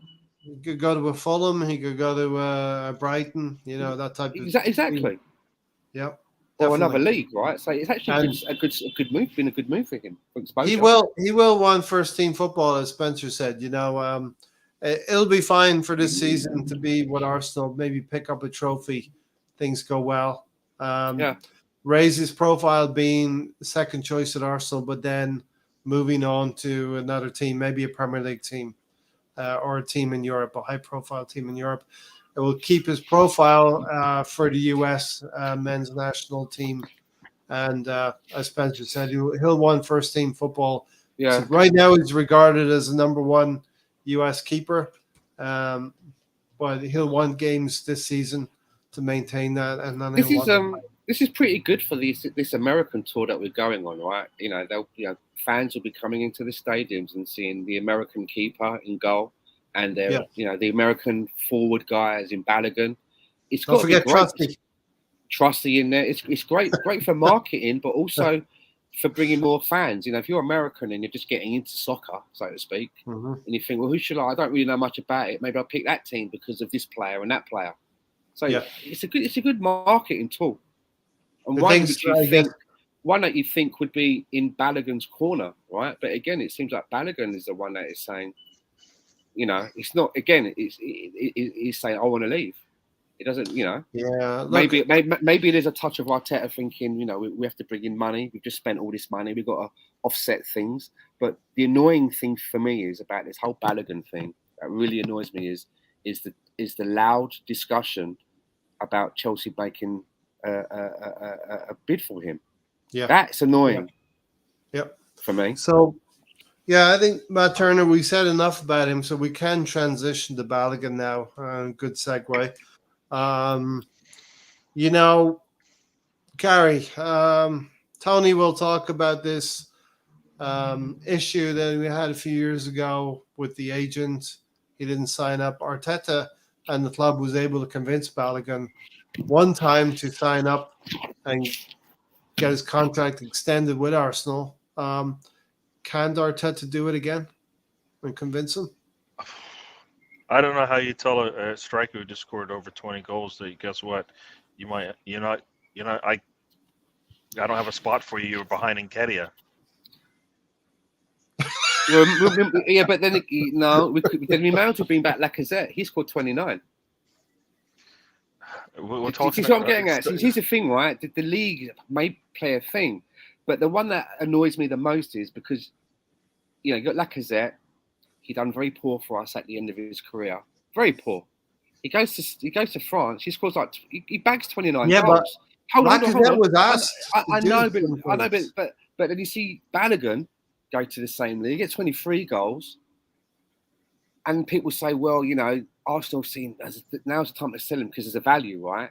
But what annoys me is that then you hear us being linked with another striker in that same league who's around about the same age as Balogun, and we're going to spend money on them to bring them in. And I'm like, well, if that's what we're spending the money on, why are we not keeping the guy that we know and has come up through the ranks? So, I'm getting at. I get it.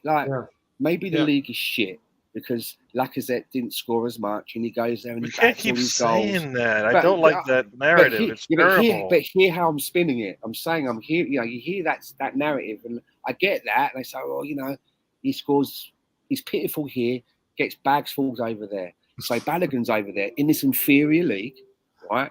It's the narrative. This is inferior league, but he scores loads of goals. And now's the time to sell him. So now is the time to sell him. I'm like, okay, I hear that. So what are we going to do with that money? Where's that money going? Oh yeah, we're going to go to the same league, that shitty, pitiful league, and we're going to buy another player who's around the same age as Balogun. And I'm like, well, why don't we just keep that guy? Why are we not keeping that guy? Why are we not keeping that guy instead of doing that? Is it an attitude thing? That's the scenario that I'm painting. Is it an attitude? Does Balogun have an attitude that Arteta maybe doesn't like? Might be. You know, there's always that personal aspect with Arteta about the harmony, right? Do you know what I mean? Yeah. Maybe Balogun doesn't like dogs, and every time he goes into the training ground, he gives Win a kick up the backside. Who knows? So you are just spinning the narrative. I mean, I don't know if you believe. Do you see what I was getting at, though? Do you see what I'm getting at? I don't mind if that's what the story is. Okay, I get that, but then why would you spend the money and bring in a replacement from the same wholesaler? If you don't like their product. Let me clear up one.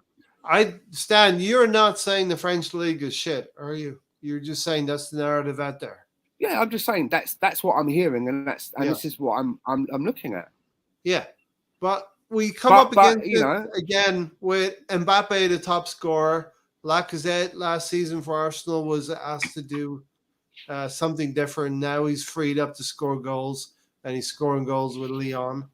And now we have Balogun, the third highest goal scorer in the French league. That Saliba came from. You know, if we rate Saliba now because of what we did with Saliba, then we can't trash the French league for Balogun. You know what I mean? Yeah, I'm not saying, I'm just saying that I'm just looking at that's what you're presented hearing with. What we're presented with. Yeah. What I've been listening to. And I can see that, I can see that. We get rid of Lacazette, he's not getting the goals. He goes to the French league and everyone's like, look, he's almost 30 goals. Yeah. Fucking hell. Farmers League, and then you got Balogun in there for 23, and maybe because we need to offset our money, the 100 that we've spent, they're thinking, well, this is a good narrative.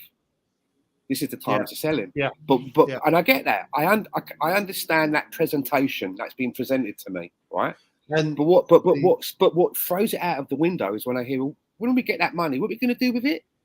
We're going to go back to that same shit league. I don't know if we're going to do that.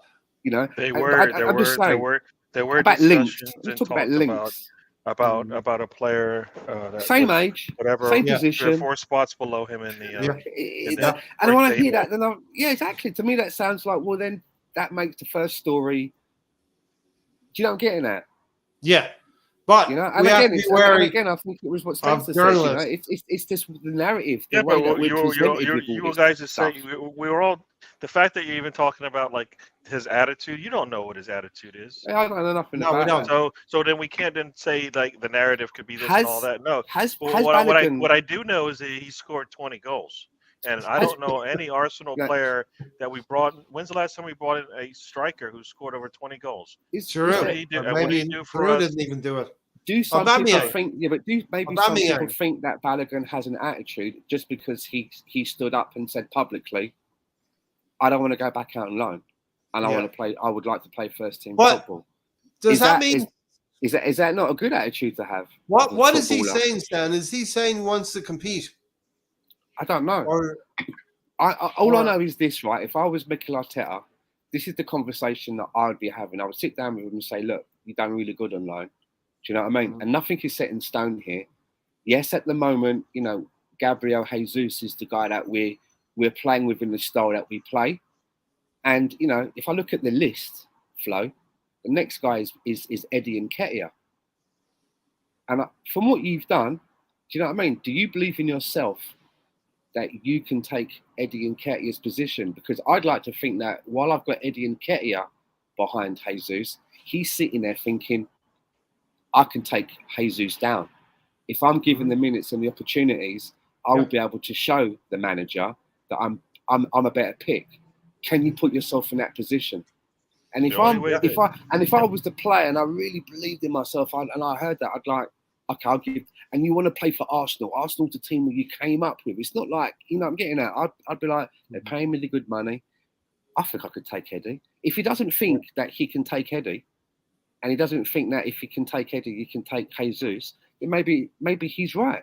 And again, maybe Flo Balogun is a person that always seems to take the path of less resistance, which is something that somebody said.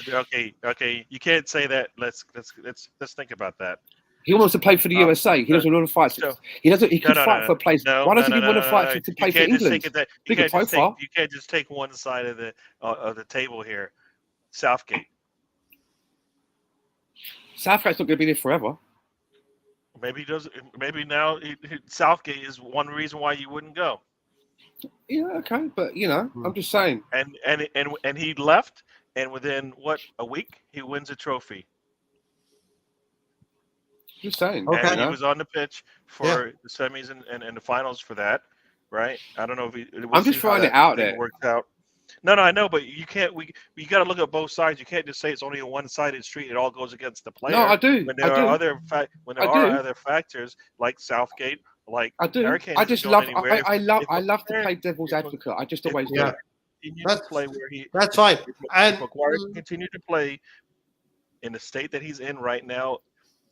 What's to say that Kane won't be still playing in it when he's 40 years old? I totally agree with you. I totally agree with you. But there is a valid argument to say that looking at Flo Balogun with the little knowledge that we know as fans, we don't know about his temperament. We're looking from the outside. Yeah. Just looking at, you're making it up. You don't. I know. I'm not making it up.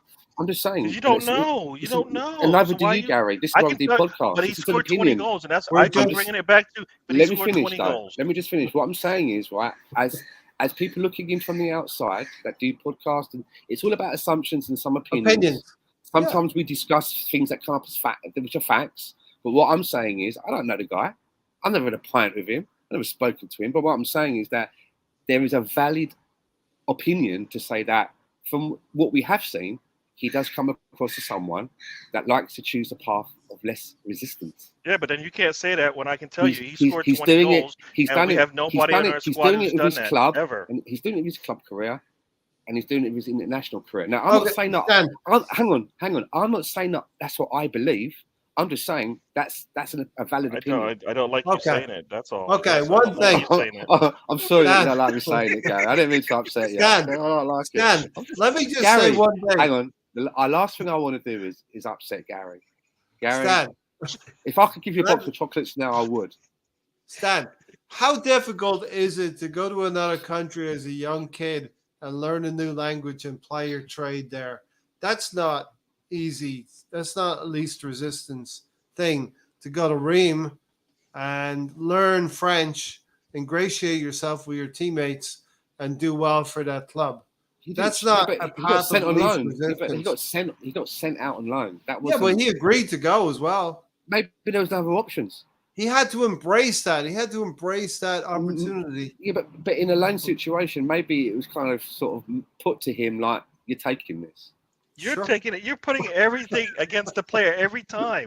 I'm not. Nothing positive to say about any of his moves. You're saying that there's no chance that he was basically told, "Look, last chance to leave. Everything, there's nothing else coming in." You're going to lean on the one side of the fence the entire time. We don't want you sitting here for 6 months like William Saliba did with nothing to do. You're going to Reims, and he went, "We." We was your. He said, "We." He got his phrase book out. He got his phrase book out and said, "We, monsieur." William Saliba went home. A totally different situation. Can't compare the two. Not at all. Not at all. Not even. He done nothing. He was an Arsenal player. Hold on. William Saliba was a paid Arsenal player that did nothing for 6 months. Fact or fiction? Yeah. Okay. Am I lying? Hold on. That's okay. No. Am I lying or not? No, that's what happened. Thank you for acknowledging that. Thank you. Look, I was like, okay, moving on. I'm like, no. I like Stan. I like him moving on because I don't you saying that's something I don't like. That was a Hugh Edwards move. Gary, yes, sir. What's your read on the Balogun situation? Spencer says, but Balogun would have helped himself by putting those two in today. Forces Arteta's hand, bang in 5 over 5 preseason games, and then you have a rock solid, concrete argument, Gary. Yeah, I see it. And then when I say, how old is he? 21, Spencer knows. Yeah. right? When he's 21. So I'm disappointed that it didn't. It's disappointed that he didn't put those goals in. But when I then turn around, I go, can you tell me what Nketiah did today? We're not talking about Nketiah right now. No. Yes, Balogun. we are. We have to, because that's the problem. If Nketiah isn't here, then we don't even think about, well, should we sell Balogun? It's not even a debate for Arsenal to go, well, you know what? Damn, we need to sell Balogun. No, spot. right now, because just if you're going to bring up Havertz and he costs so much money and that's why he's going to start, then you can't say the reason why Balogun is probably going to get sold is because Nketiah is here. If Nketiah is the thing that's holding back Balogun from playing for Arsenal, tell me, is that I don't like Gary, that at all. Me and you have been doing this long enough for you to. This is what I do. When I say these things, it's not because I believe them, but the way that my head thinks is I think of like the different angles and I just throw them out there. I'm not saying I believe this to be true, and I'm just like, what if? Mm-hmm. What if there used to be what do you call it? A series of comics that Marvel did. I love my superhero comics, and they were called What If, and they were really weird stories. And the best way to analyze it was, the Spider-Man story, right? A man, Peter Parker, he gets bit by a radioactive spider and becomes Spider-Man. But in this particular episode of What If comic, it was, what if a radioactive man bit a spider? And it was like this weird spider that was now so just, and I'm like, that is stupid. Well, but I like it because now it could happen. One of those, because it could happen. So throw it out there. You get one of those 1960s movies where you have giant spider everywhere and the army's trying to kill it. Yeah. So if a radioactive spider bit a man, you get Spider-Man. But what if the man's radioactive? You've even got Spencer on your side going after my man Balogun. All these people going after Balogun. Are you kidding me? I'm sorry. Balogun You've been watching Nketiah all this time. All of a sudden, you're going to go after Balogun? Are you serious? No. Well, Gary, the thing is, right, with Balogun, right? The thing is with Balogun, right? He's come through our ranks. He's one of our own. If he hasn't got the fire in his belly, or the manager hasn't said to him, "We've spent all this time on you," I think why fight Eddie, fight Eddie. It's like that. You saw that Batman movie with what's his name, Christian Bale, and the one with the Joker, and the Joker was like recruiting. He was recruiting from like the street mafia guys, and he went in there, right, and there was two of them, and he says, "We recruit." He goes, "We are recruiting, but there's only one opening," and he had a pull cue, and he snapped it in half and threw it on the floor, and they were basically like, two of them have to fight, only one of them is going to get recruited into the Joker's gang. We're recruiting, but there's only one opening. You film both a baseball bat. And they were like, okay, that's what I want to see. That's what I want to see with young players coming up. Yeah. Now, Eddie Nketiah's position should not be set in stone. I know we don't know everything. But so that's why. But so there's two. All right, Stan. Let me just finish, and you can say it, right? Let me just finish. If you can play this devil advocate, can you? Let me just finish the story, though, right? No. Be Balogun's dad or his agent. All right. Tell me why Balogun should be with Arsenal. Because there's two endings, right? Either Balogun is like, yeah, I've got that, I can do that, I want to do that. Or Balogun is like, do you know what? I've done all of that. Do you know what I mean? I want to be starting somewhere else. Do you know what I'm getting at? He hasn't obviously been sold. Or the other scenario is, we've just spent 105 million on one player and we are a self-sustaining model. That's what we've been told. And that means if we're going to spend that money out, money has to come back in. And if Balogun is now at a place where he's rated at about 50 million euros, that allows us to go to a team and say to that team, you can have him for 50 million euros and they will give us 25 million up front and the rest over a few years. But because we've got that projection of money coming in now, we can then go to Real Madrid and say, we will take Tucumini. We will pay you X amount and we can give you 40 million up front and give you another 25 million over this, that. That's how it works. It's about projections. You don't sell Balogun for 40 million and get 40 million in your hand and then go to another club and go, we want to buy that guy for 45 million. Here's 40 and there's another 5. It's on projections, bits and pieces. And that's what I think is going on here. If we're going to sell Balogun, it's simply because he's our biggest asset at the moment because he scored all them goals in France. Yep. Gary, I'm going to give you an opportunity to retort, rebuttal, whatever you want to do. All you guys going after Balogun. Or I can jump in and give you my 2 cents. What do you want to do, Gary? You or me?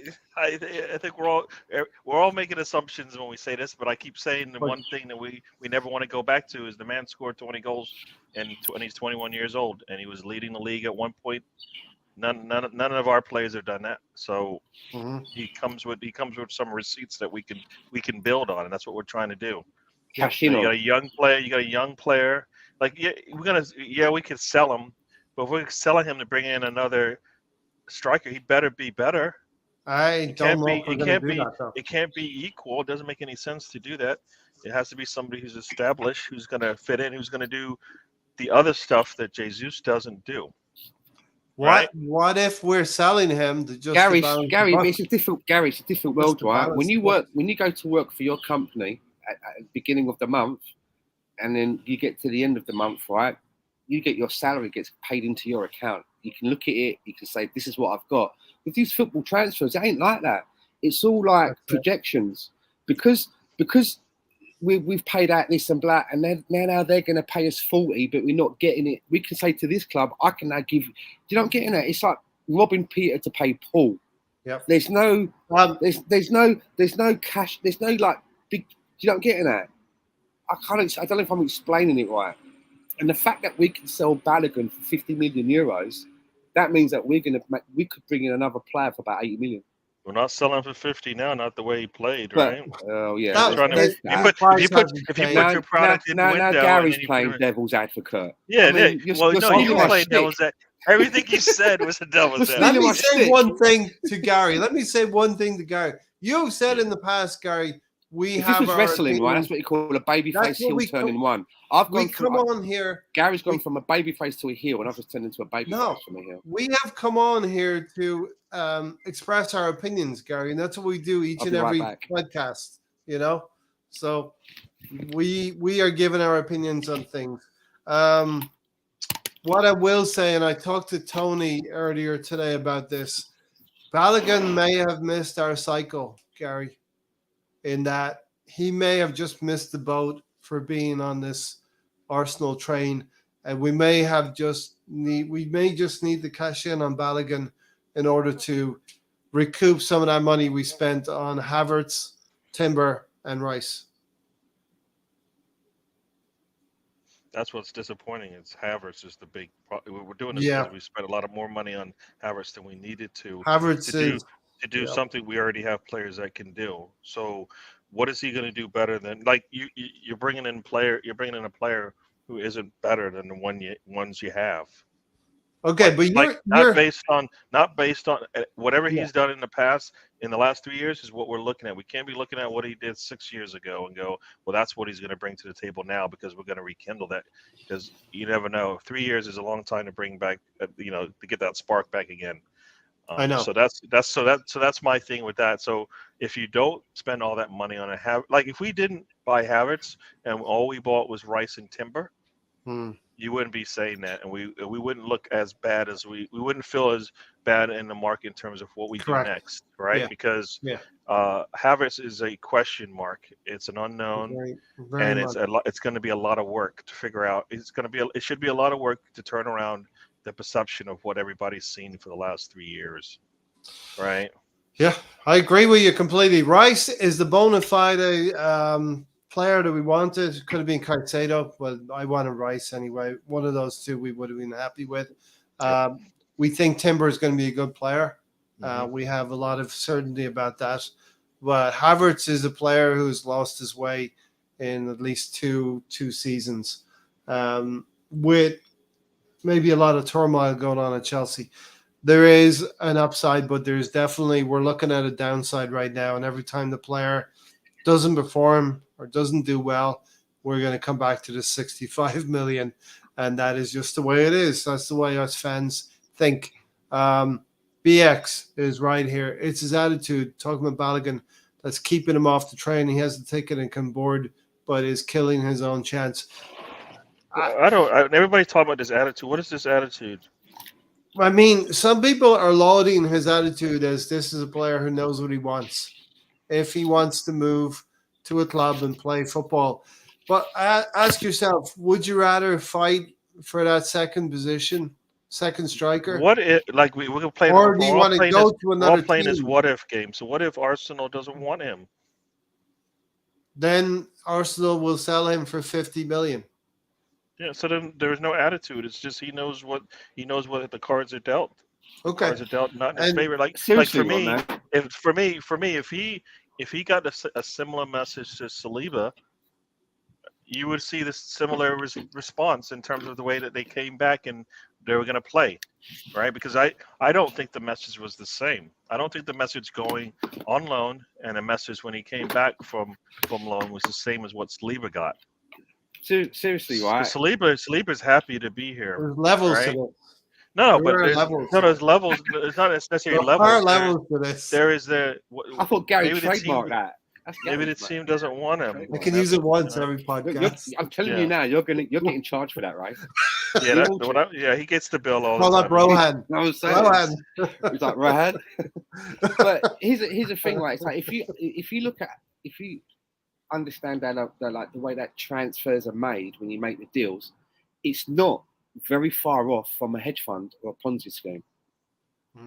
If that makes any sense. Like some people will look at it like Chelsea bought Havertz for about 72 million. Arsenal are buying him for 62 million plus 3 million. That means Chelsea are down 4.5 million, right? No. Do you know how it works? I'm telling you, if you look into it, Chelsea will still make about 37 million on that deal. Even though they bought him for X amount and they're selling him for X amount, they all come away with they're in profit around 30. That's how much they make, about 37 million. All in. Because he didn't go his full contract. Is that what you mean? There's all sorts of technicalities in that, but people just think if you bought him for 72 and you sell for 65, haven't you lost? No, Chelsea make about 37 million out of this deal. It's a hedge fund. It's hedge funds. They saved themselves. Maybe they saved themselves that money from playing it. Okay. Exactly. All right.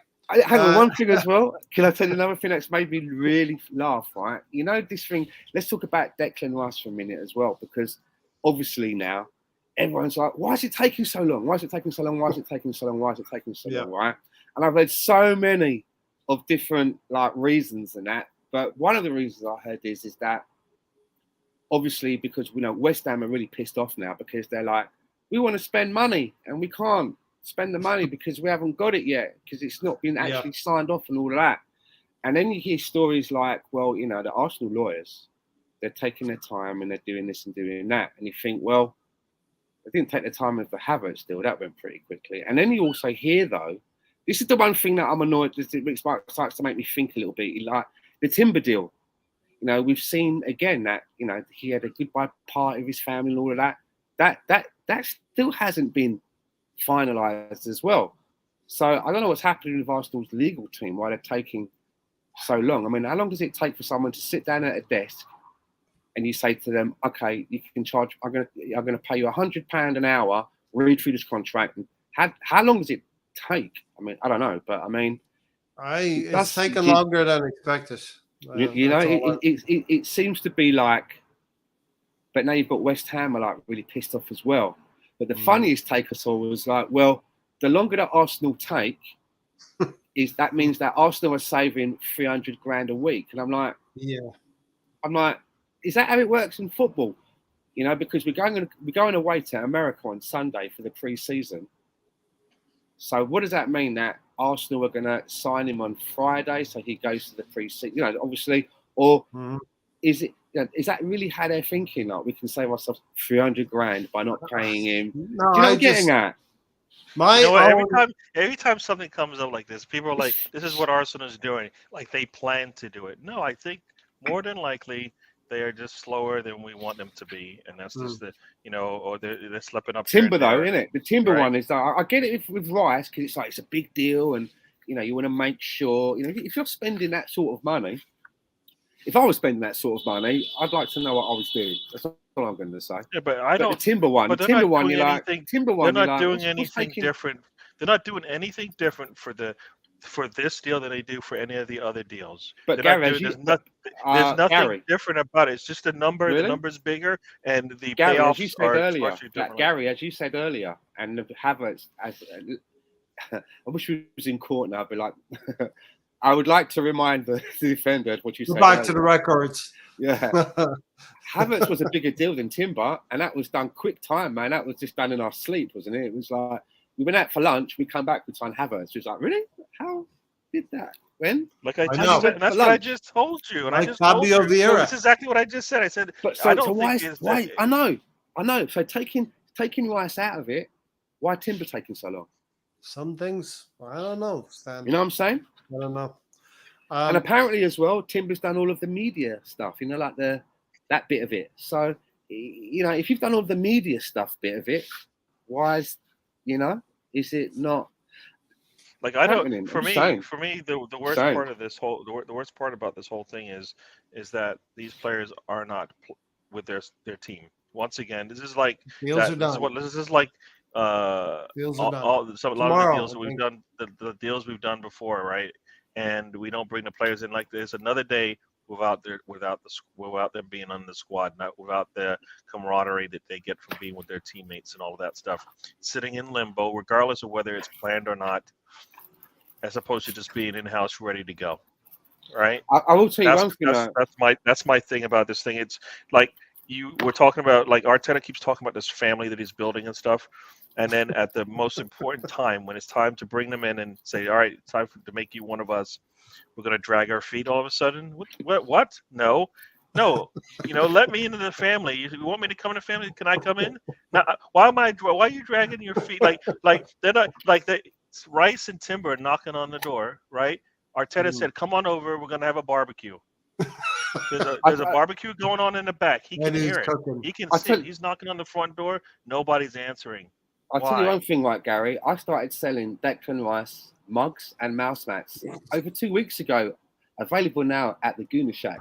So I don't give a fuck. I've already started selling the merch. So it's like if he doesn't come, they might be worth more because collectibles. Yeah.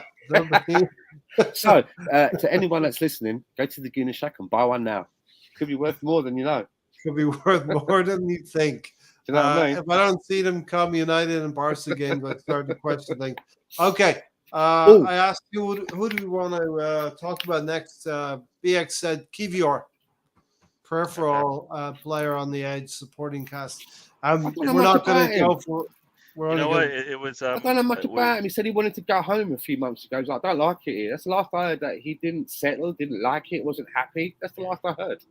Well, we heard Vieira was hurt and had to leave the national squad, and the man started today. So, what's going on? Are they lying to us? What's going on? I'll be right back.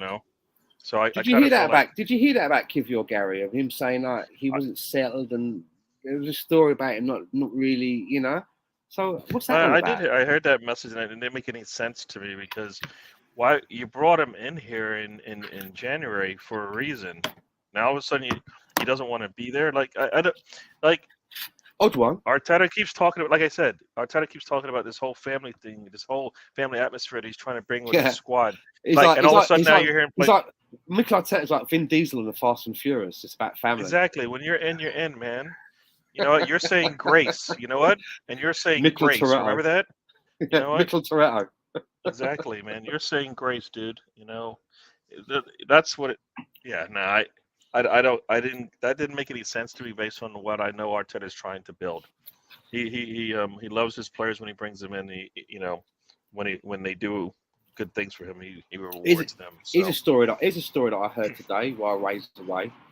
that obviously at Barcelona, because they got they want to bring people in, but they got they got money problems and they got to balance the books and that. And there's a player that plays for Barcelona that for me I think is a brilliant player. I loved him at Man City, and that's Ferran Torres, who went to Barcelona from City. And although he doesn't want to leave Barcelona, the player, a little bit like Sandro Tonali, didn't want to leave Juventus. That's his boyhood team. He wanted to be like Pirlo. He wanted to be like, I go to that team and I finish at that team. And he's gone to Newcastle for 70 million, which is going to be interesting because I think Tonali's a good player.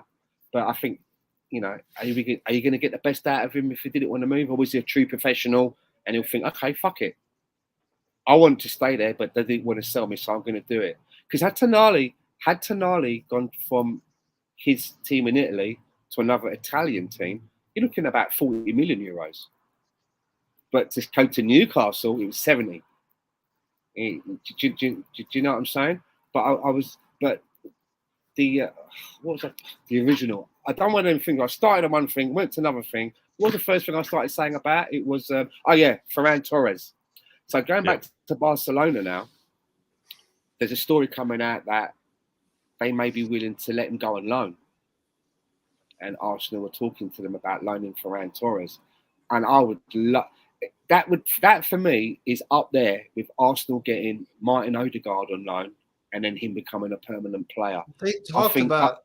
I think if we could pull that off with Ferran Torres, that would be. I think Ferran Torres is a fantastic player. Although his numbers were pretty low last year. His numbers were pretty low last year. So many rumors, Stan. This is silly season, and you're going to hear a lot of rumors. But what I'm saying is, I'm saying what I'm saying is that if there's any credence to that, you take him. I would take Ferran Torres on loan, and then be looking for maybe to make that permanent, like what we do with Odegaard. Yeah. Well, the only way there's a couple of things where I'm like, no, I don't want to do any of that, because if it's going to be not necessarily an obligation to guy, but an option to buy, then you bring him in. But there's also now he has two projects to work on. To me, I feel like I don't know. There was no option to buy for Martin Odegaard, was there? There was no. I know that's the problem. So for me, I don't want to. I want to have the Arsenal should be able to have the option to buy, not at the time. No, we can't be doing loans for a at player the time like that. When we got Odegaard, we weren't in that position in the time we got Odegaard. Two things, right? I'm saying if you've got an option to buy and they're a dud, you're fucked. Or if you don't have an option to buy, but while the player is there, they enjoy it, you make them part of it, then the player's like, I want to go back. They force. That's what happened to Odegaard. Of course. Odegaard was a little bit like that. He could have said, thanks, Arsenal, but I'm at Real Madrid. He'd have said, you know what, Real Madrid, up yours. Basically. Yeah. He said no to Real Madrid and came to Arsenal. But an option to buy means you're in control. I get that, but again, I'm throwing it out. You're locked in. You're locked in. There's an obligation to buy and an option to buy. I like an option. They're two different things, right? Yeah. So I want an option to buy. Yeah. So if he does what I want, if it works out, then we buy him. If it doesn't, then we let him go back. That's kind of what I want. But I don't know. Is he? What position does he play? First off. He can play in three positions. He can play on either the left of the attack or the right, or through the middle as well. Torres. He can play through the middle. I was reading. It's funny. He's a player that I really, really like. Do you remember when I used to be into Donny van der Beek? That time. Do you remember what? He's kind of in that area now where he's like, "Oh, I'd love to get him." And I was reading. You got Trossard. Okay, be happy. But and Pep was saying that he can also play through the middle. He's very decisive on goal. And okay, I know it's FIFA, but he's always one of them ones that I always try and get as well. I've got a soft spot for Ferran Torres. Like for me, I'm just like I'd like that. We already have Havertz who can do similar things in terms of playing in the midfield and playing up top. But more winger. He's more wing play. He could cover for Saka and Martinelli. Do you know what I'm getting at? And if needed, he could maybe play through the middle. I think he'd be ideal, man. Ideal. Yeah. We'd be getting into a situation where every time we field the first 11 without even naming the 11, you're looking at people on the bench and you're thinking either one of them may have started. He's with Barcelona right now, is he? Which is a situation that we need to get in. That's the Man City situation. That's Man City levels. You field an 11 and you're looking at the bench at the substitutes and you're thinking they could have started. Any one of them could have started. They're not a Rob Holding. They're not like, well, you know, if it's all going, we have to smash the glass and get out an emergency. We will rule this bastard out. No, we're getting there. We're getting there. That's Ferran Torres would add that. Yeah, and we're going to see him in a couple of games when Arsenal will play Barcelona on the West Coast. But here's the thing, right? He has been told that he is behind in the pecking order of Ansu Fati, Dembele, Ousmane Dembele, and there was a third player. He's been told by Barcelona, there's three players ahead of you right now. Yeah, and he's like looking for a club. But he's like, I still want to stay and play, which messes it up, right? So it's not like, okay, fuck it, Arsenal can buy him, which is why a loan might happen. You know, well, you're not going to use a little bit like I said earlier about Balogun, mate. You're not getting the option to go on loan. There's no place for you. He could come to Arsenal, it could revive him, and it could be like, yeah, I'm staying. Because he's not in the pecking order. He's like, there's three people ahead of him. I think players know when they have to move on, and maybe Ferran Torres knows when he has to move on. Jordan Henderson's moved on from Liverpool because he knows he's not going to play as much. Granit Xhaka's moved on. Maybe he hasn't an option to play as much at Arsenal, and they look for new challenges, you know. Welcome, Alonso. Spencer has a counter argument to stand. To have a bench like that, you may have to pay 300 I like that. a week for those players like Havertz. I like that, and that's a good point. Is that where we are now? Is that where we are now, where you fill the first 11 and they're earning all the big bucks? But if you want to have a competitive bench, do they also have to be on a comparative fee? What I mean is, if I at the moment our forward person through the middle is Jesus, and he's on about 200 grand a week, 220. It's somewhere around that. Yeah. Does that mean then that the guy that has to rotate with him, who comes on in 60 minutes or plays instead of him when he's carded, has to be on the same money, therefore the same level? No, doesn't have to be. I think if we're going to compete with Man City, then that's where we need to be. Okay. I'm guessing. I haven't gone to Man City's financials and looked like how much does he get and how much. Obviously, Haaland will be the anomaly. Obviously, the gap between Haaland and, say, a Julian Alvarez will be huge. Hell of a lot. But in a normal scheme of things, in a normal team, you know, if you want to catch up to them, I mean, you know, whoever they play on the right is probably, you know, and Mahrez is on the bench. I bet their wages aren't too far apart. Do you know what I'm getting at?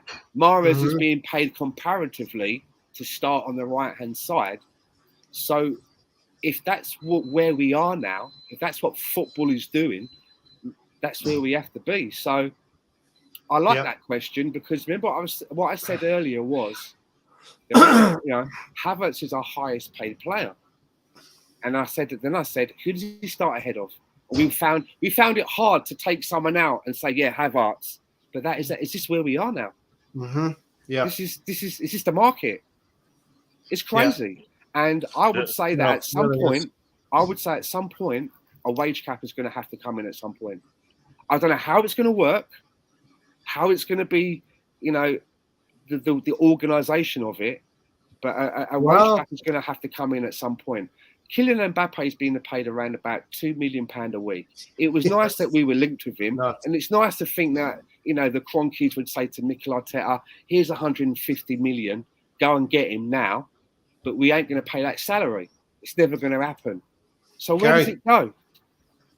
Yeah, the salary cap, Gary, in the NFL. And before you bring Gary in, right, quickly, the amount of money that we're paying, say, Saka, who's our best player, if one day he decides that we're going to sell him, the buying club, how much are they going to have to pay him a week? When does it? Do you know what I'm getting at? Where would a player just price himself out of the market? No I matter think how good they are? Bukayo Saka is getting to that point where he will be at Arsenal for many years. You can only sell so many tickets in a stadium because only so many seats.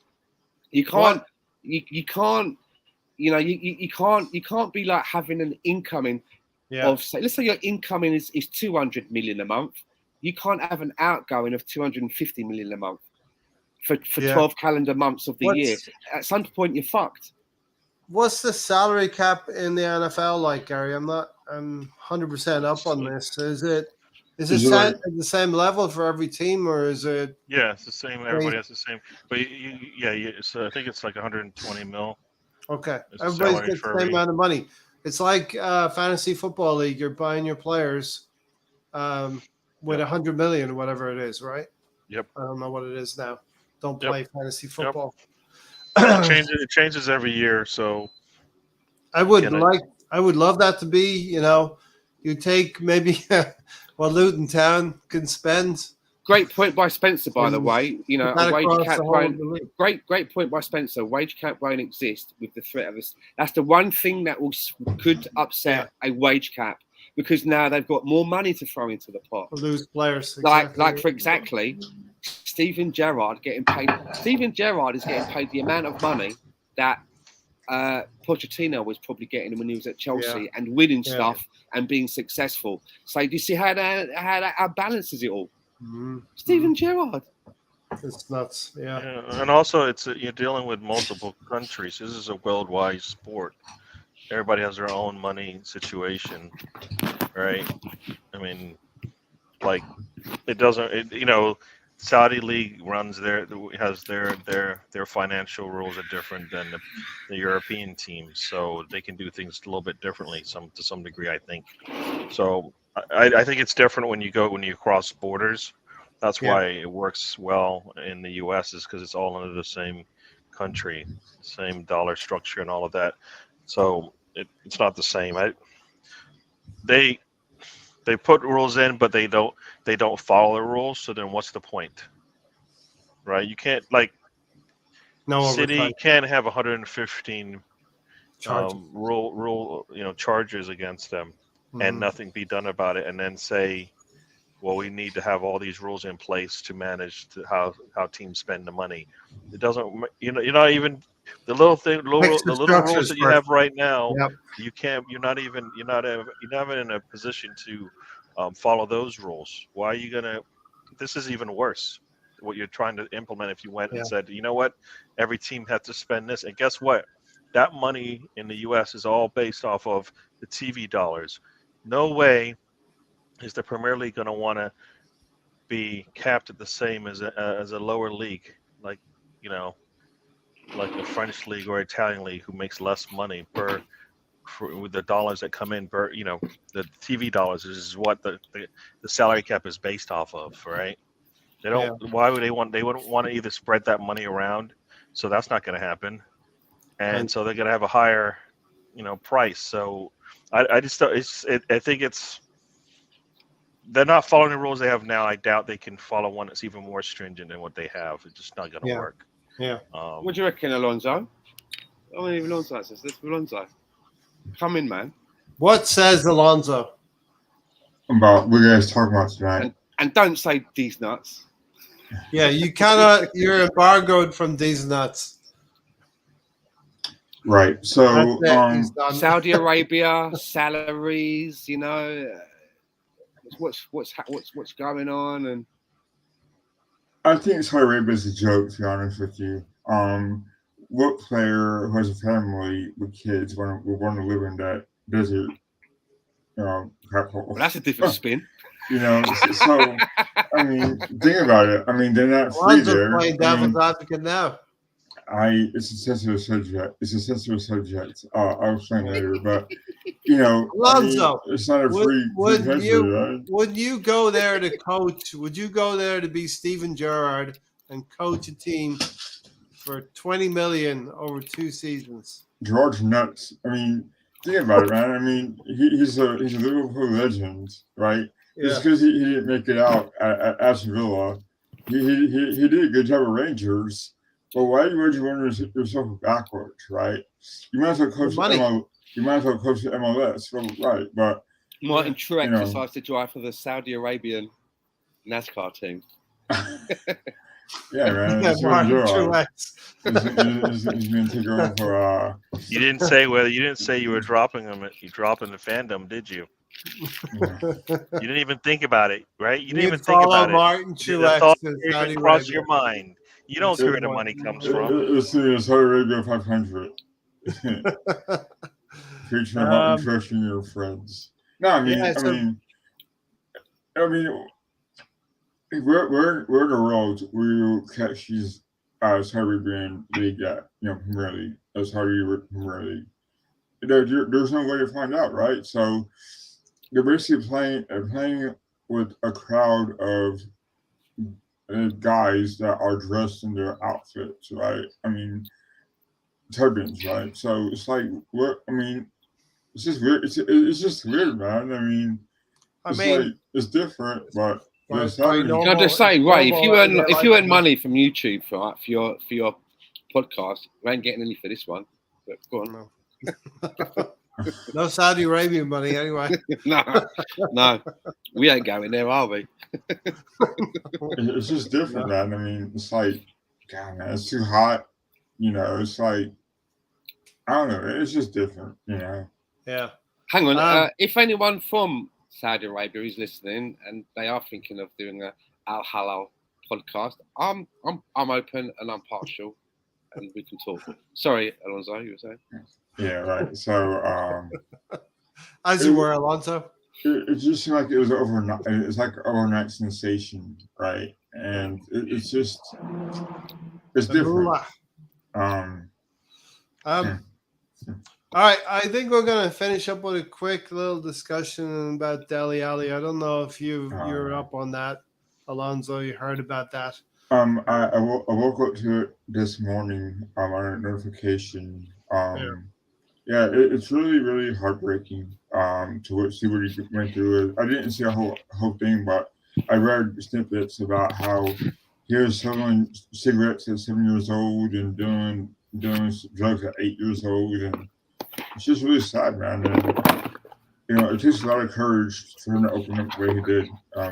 So yeah, I mean, Everton apparently has helped him out a lot, get back on track, and fair play to them. They take up. They're going to hopefully I don't know if he's an ex-Tottenham player, but I think in this situation it's different. Where I think being in the situation he's been in and hiding it for so many years, and to have the support he has now, it's quite remarkable as far as the humility thing goes. I hope he could overcome that, and just the way he opened up about it took a lot of courage.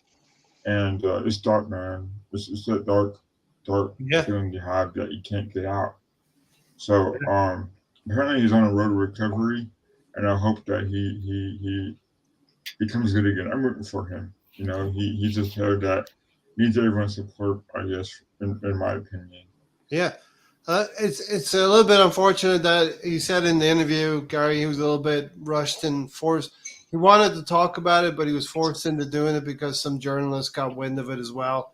But I guess things that we knew about elite sport, the players are under pressure each and every day to get results, and sleeping pills are being used so the players can get a good night's rest. I mean, that's the intention, right?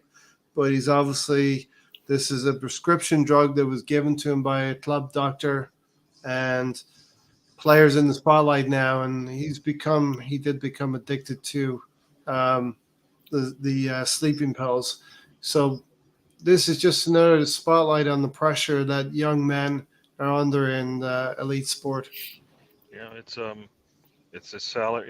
the celebrity status that's doing this as well. You see it all around, not just in sports, but all around. You saw it. You see it. I mean, we've lost pretty much Michael Jackson and Prince because of they're at the end of their days, they still want to. Deep cut, Gary. Jeez, they still want to go out there and perform. And the way that the way that they passed away was based on trying to keep trying to keep at that same level, try to be at that level all the time, and that's a lot of pressure for an athlete. So you read about you read about Dele Alli, and you're like, he performed pretty well under the circumstances based on where he's come from and what he's overcome, all of those things that he overcome to then to go out there and be a professional footballer, and he had his good days, he had his bad days, but the fact that he's also dealing with the things behind the scenes that you don't know about, and still perform when he comes out there, this is a getaway, but eventually that stuff wears on you, and it's tough. So no, it's like some people say, you never know what somebody else is going through. You see the results of it, but you never know what they're going through. You see them out there performing, you think they're doing all right, but most of the time they're not. I mean, there's a lot of you see a similar thing, I think, in YouTubers.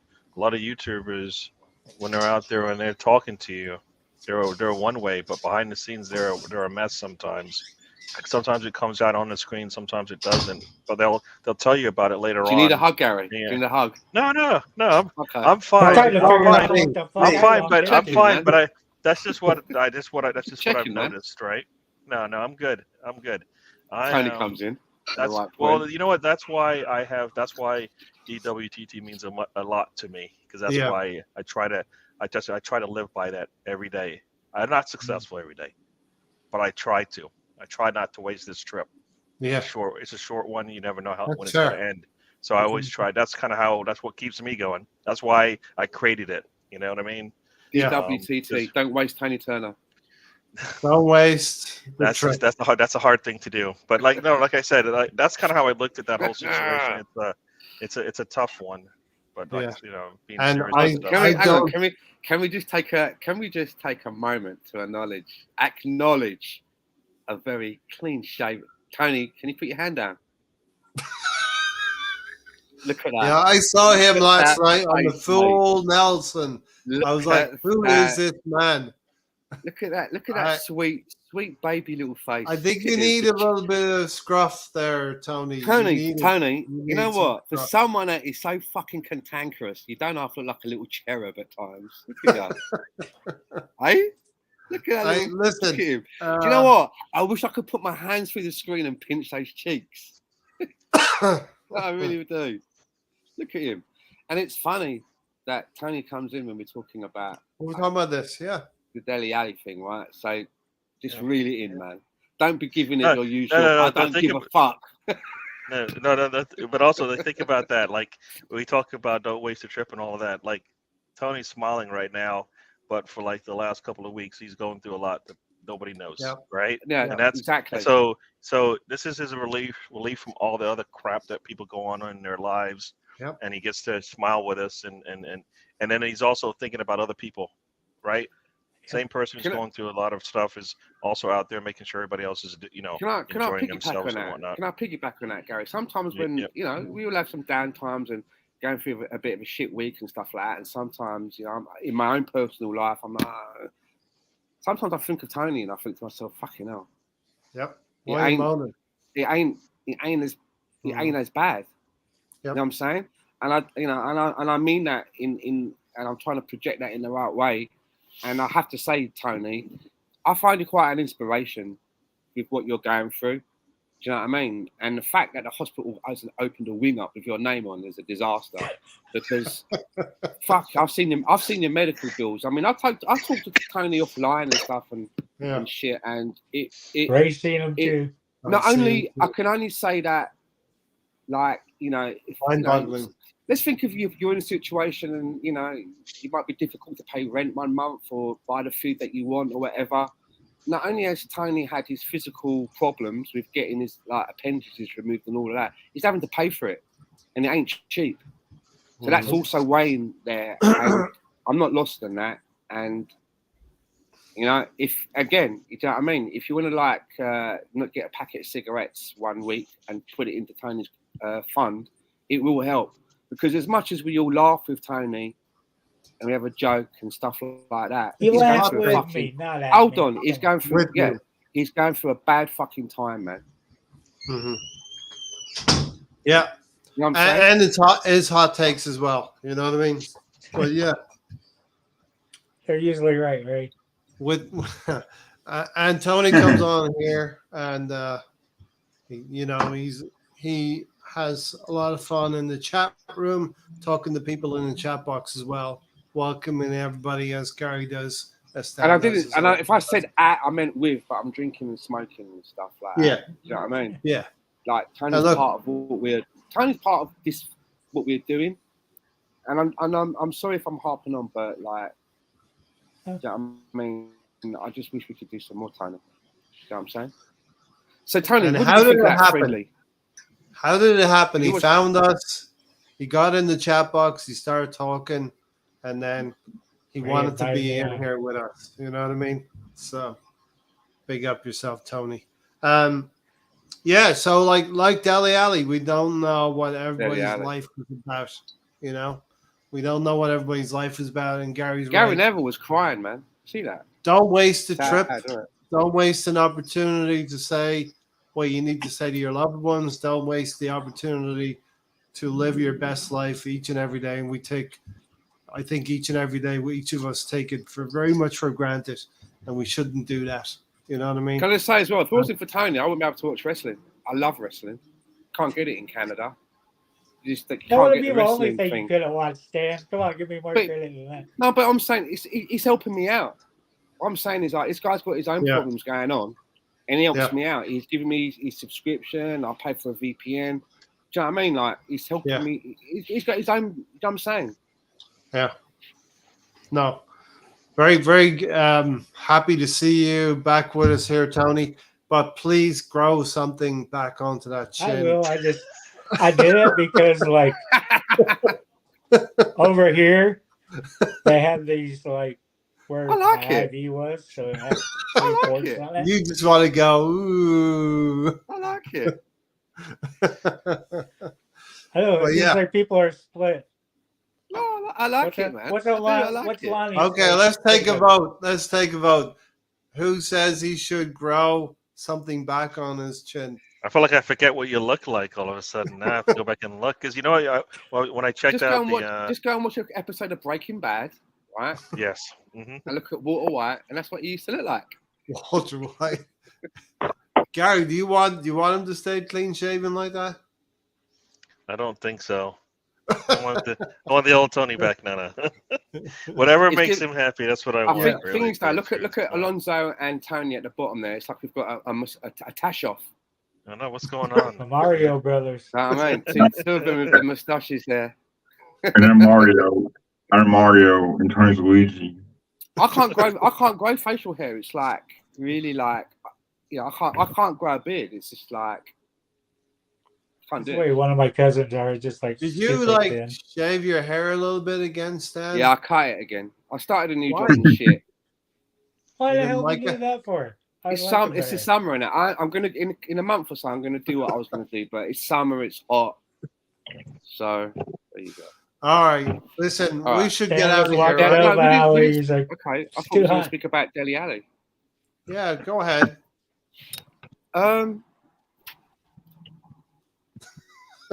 I thought it was coming to me then. All right. Okay. Yeah. Well.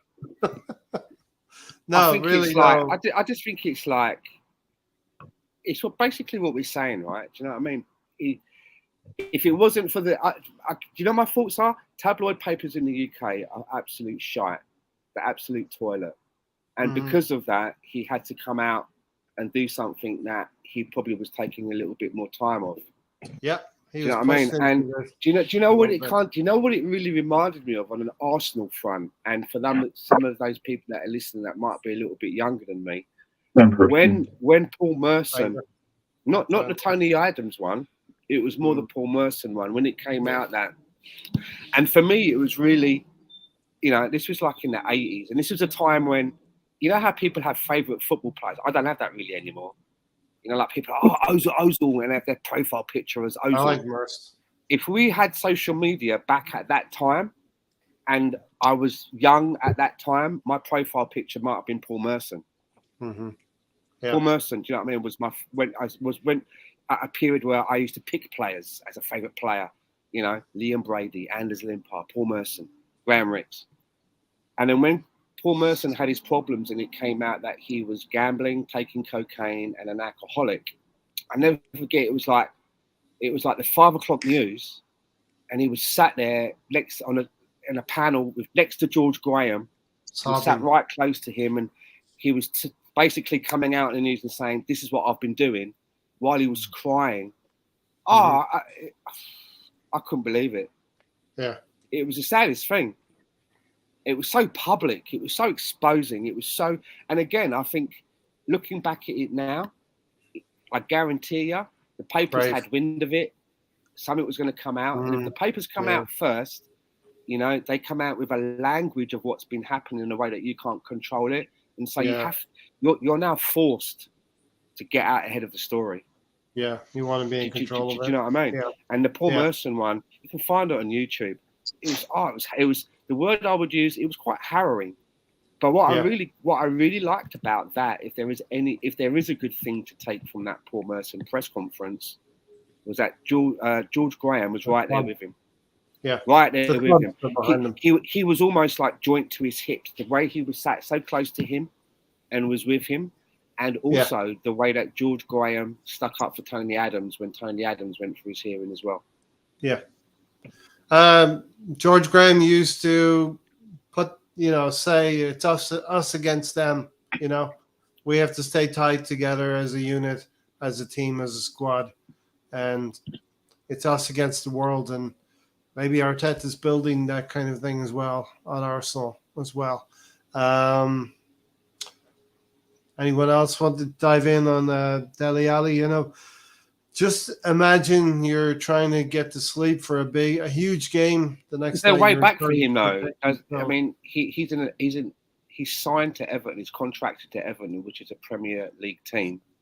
Is there any way back for him? Because before this interview came out, it was really weird. A couple of times this week, I've been listening to Talk Sport Radio on my headphones when I've been on my way to work. And Rory Jennings and Adi Oladipo do a transfer show and talk about stuff for a couple of hours every day. And it was only a couple of days before the day before this came out of Dele Alli that they were talking about him. And Rory Jennings was basically saying that, he's falling off a cliff. He's never, ever, in his eyes, he'll never play in the Premier League again. He's just not that good enough. Yeah, he may be. And this is obviously before he knew about the background and that. But is there a way back for Dele Alli at the level that he played at? Do you know what I'm getting at? Because he'll never probably get back to that level. And I don't mean because of clubs not wanting him. I'm talking about him. Because it sounds like he's had a lot going on, man. He talked about child abuse when he was 6 years old. For those of you who have not seen it, that he found that he's never really admitted to. His mother was an alcoholic. He doesn't have much contact with her. He doesn't have much contact with his biological father. He was adopted at a young age by a family that really took him in and looked after him and loved him. But he was always, because of the background that he had, he felt that if he did anything wrong, they would get rid of him. He spoke about working on, living on a housing estate and selling drugs at the age of, I think he said 8 years old, because, the guys that were selling drugs on the estate were like, you're a young kid, you won't get stopped.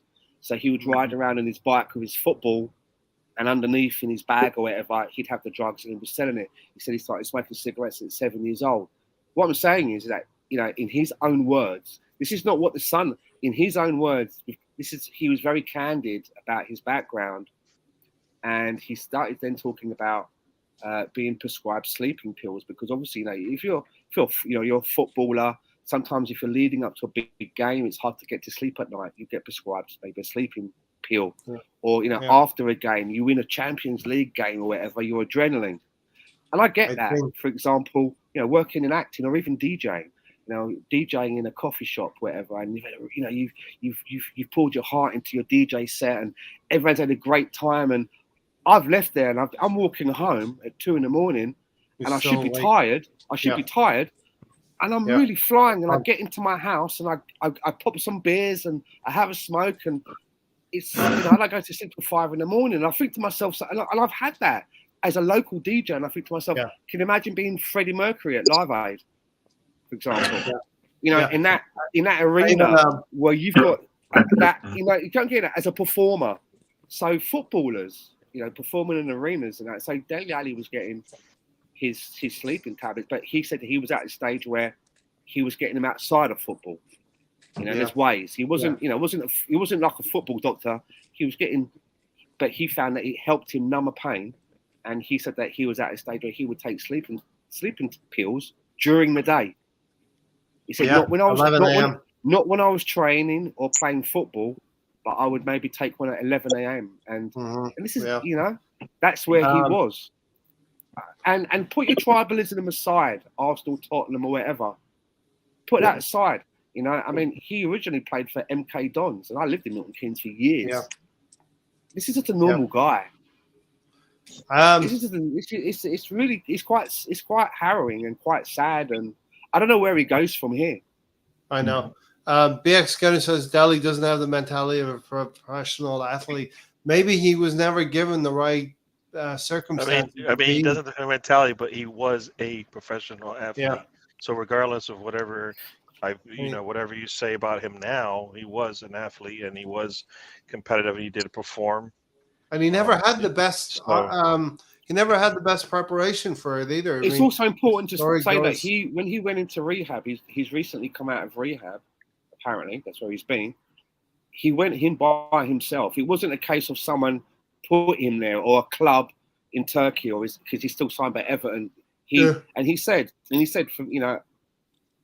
it was the right time for me to do it because I chose to do it. I wasn't being told to do it. If you haven't seen it, it's on. Gary Neville does a series of interviews with the Overlap. Yeah. And I've never really watched any of them because I'm not really a Gary Neville fan. And they're usually quite light and funny. But this one is quite serious. And I watched it, and I actually thought that Gary Neville was a very good interviewer. I thought that the way he asked his questions and got him to speak, and I thought it was. If you've not seen it, it's worth a watch. It's 40 minutes long.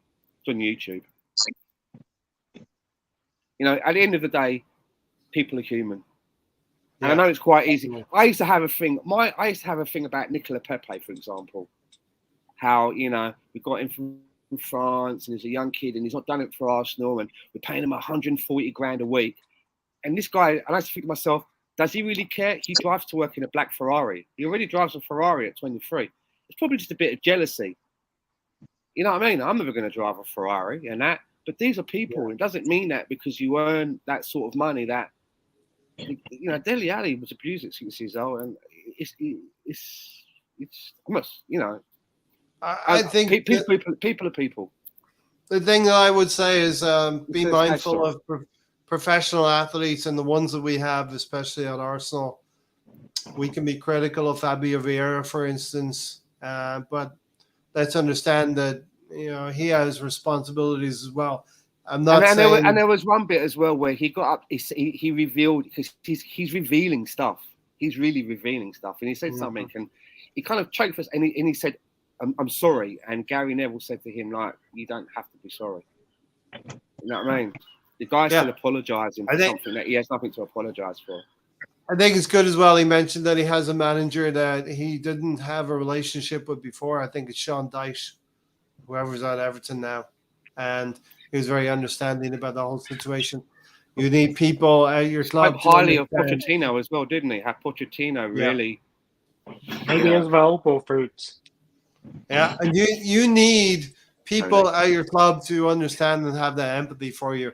But listen, we will leave it there. That's it.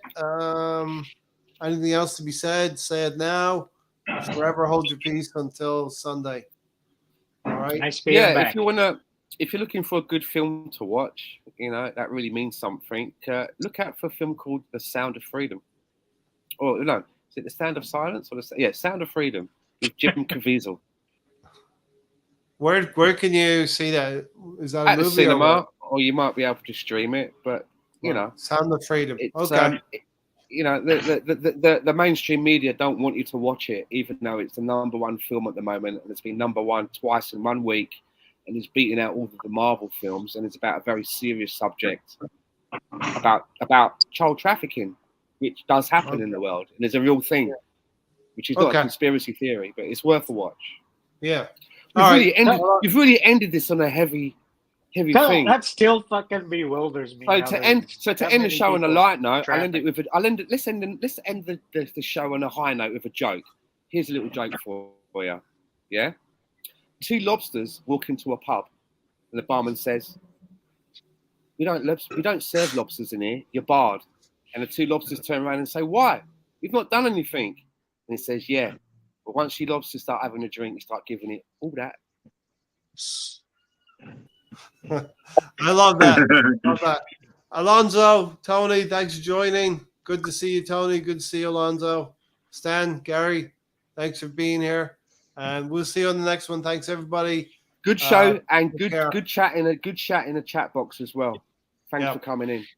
All right, boys and girls, we will see you on the next one. Take care.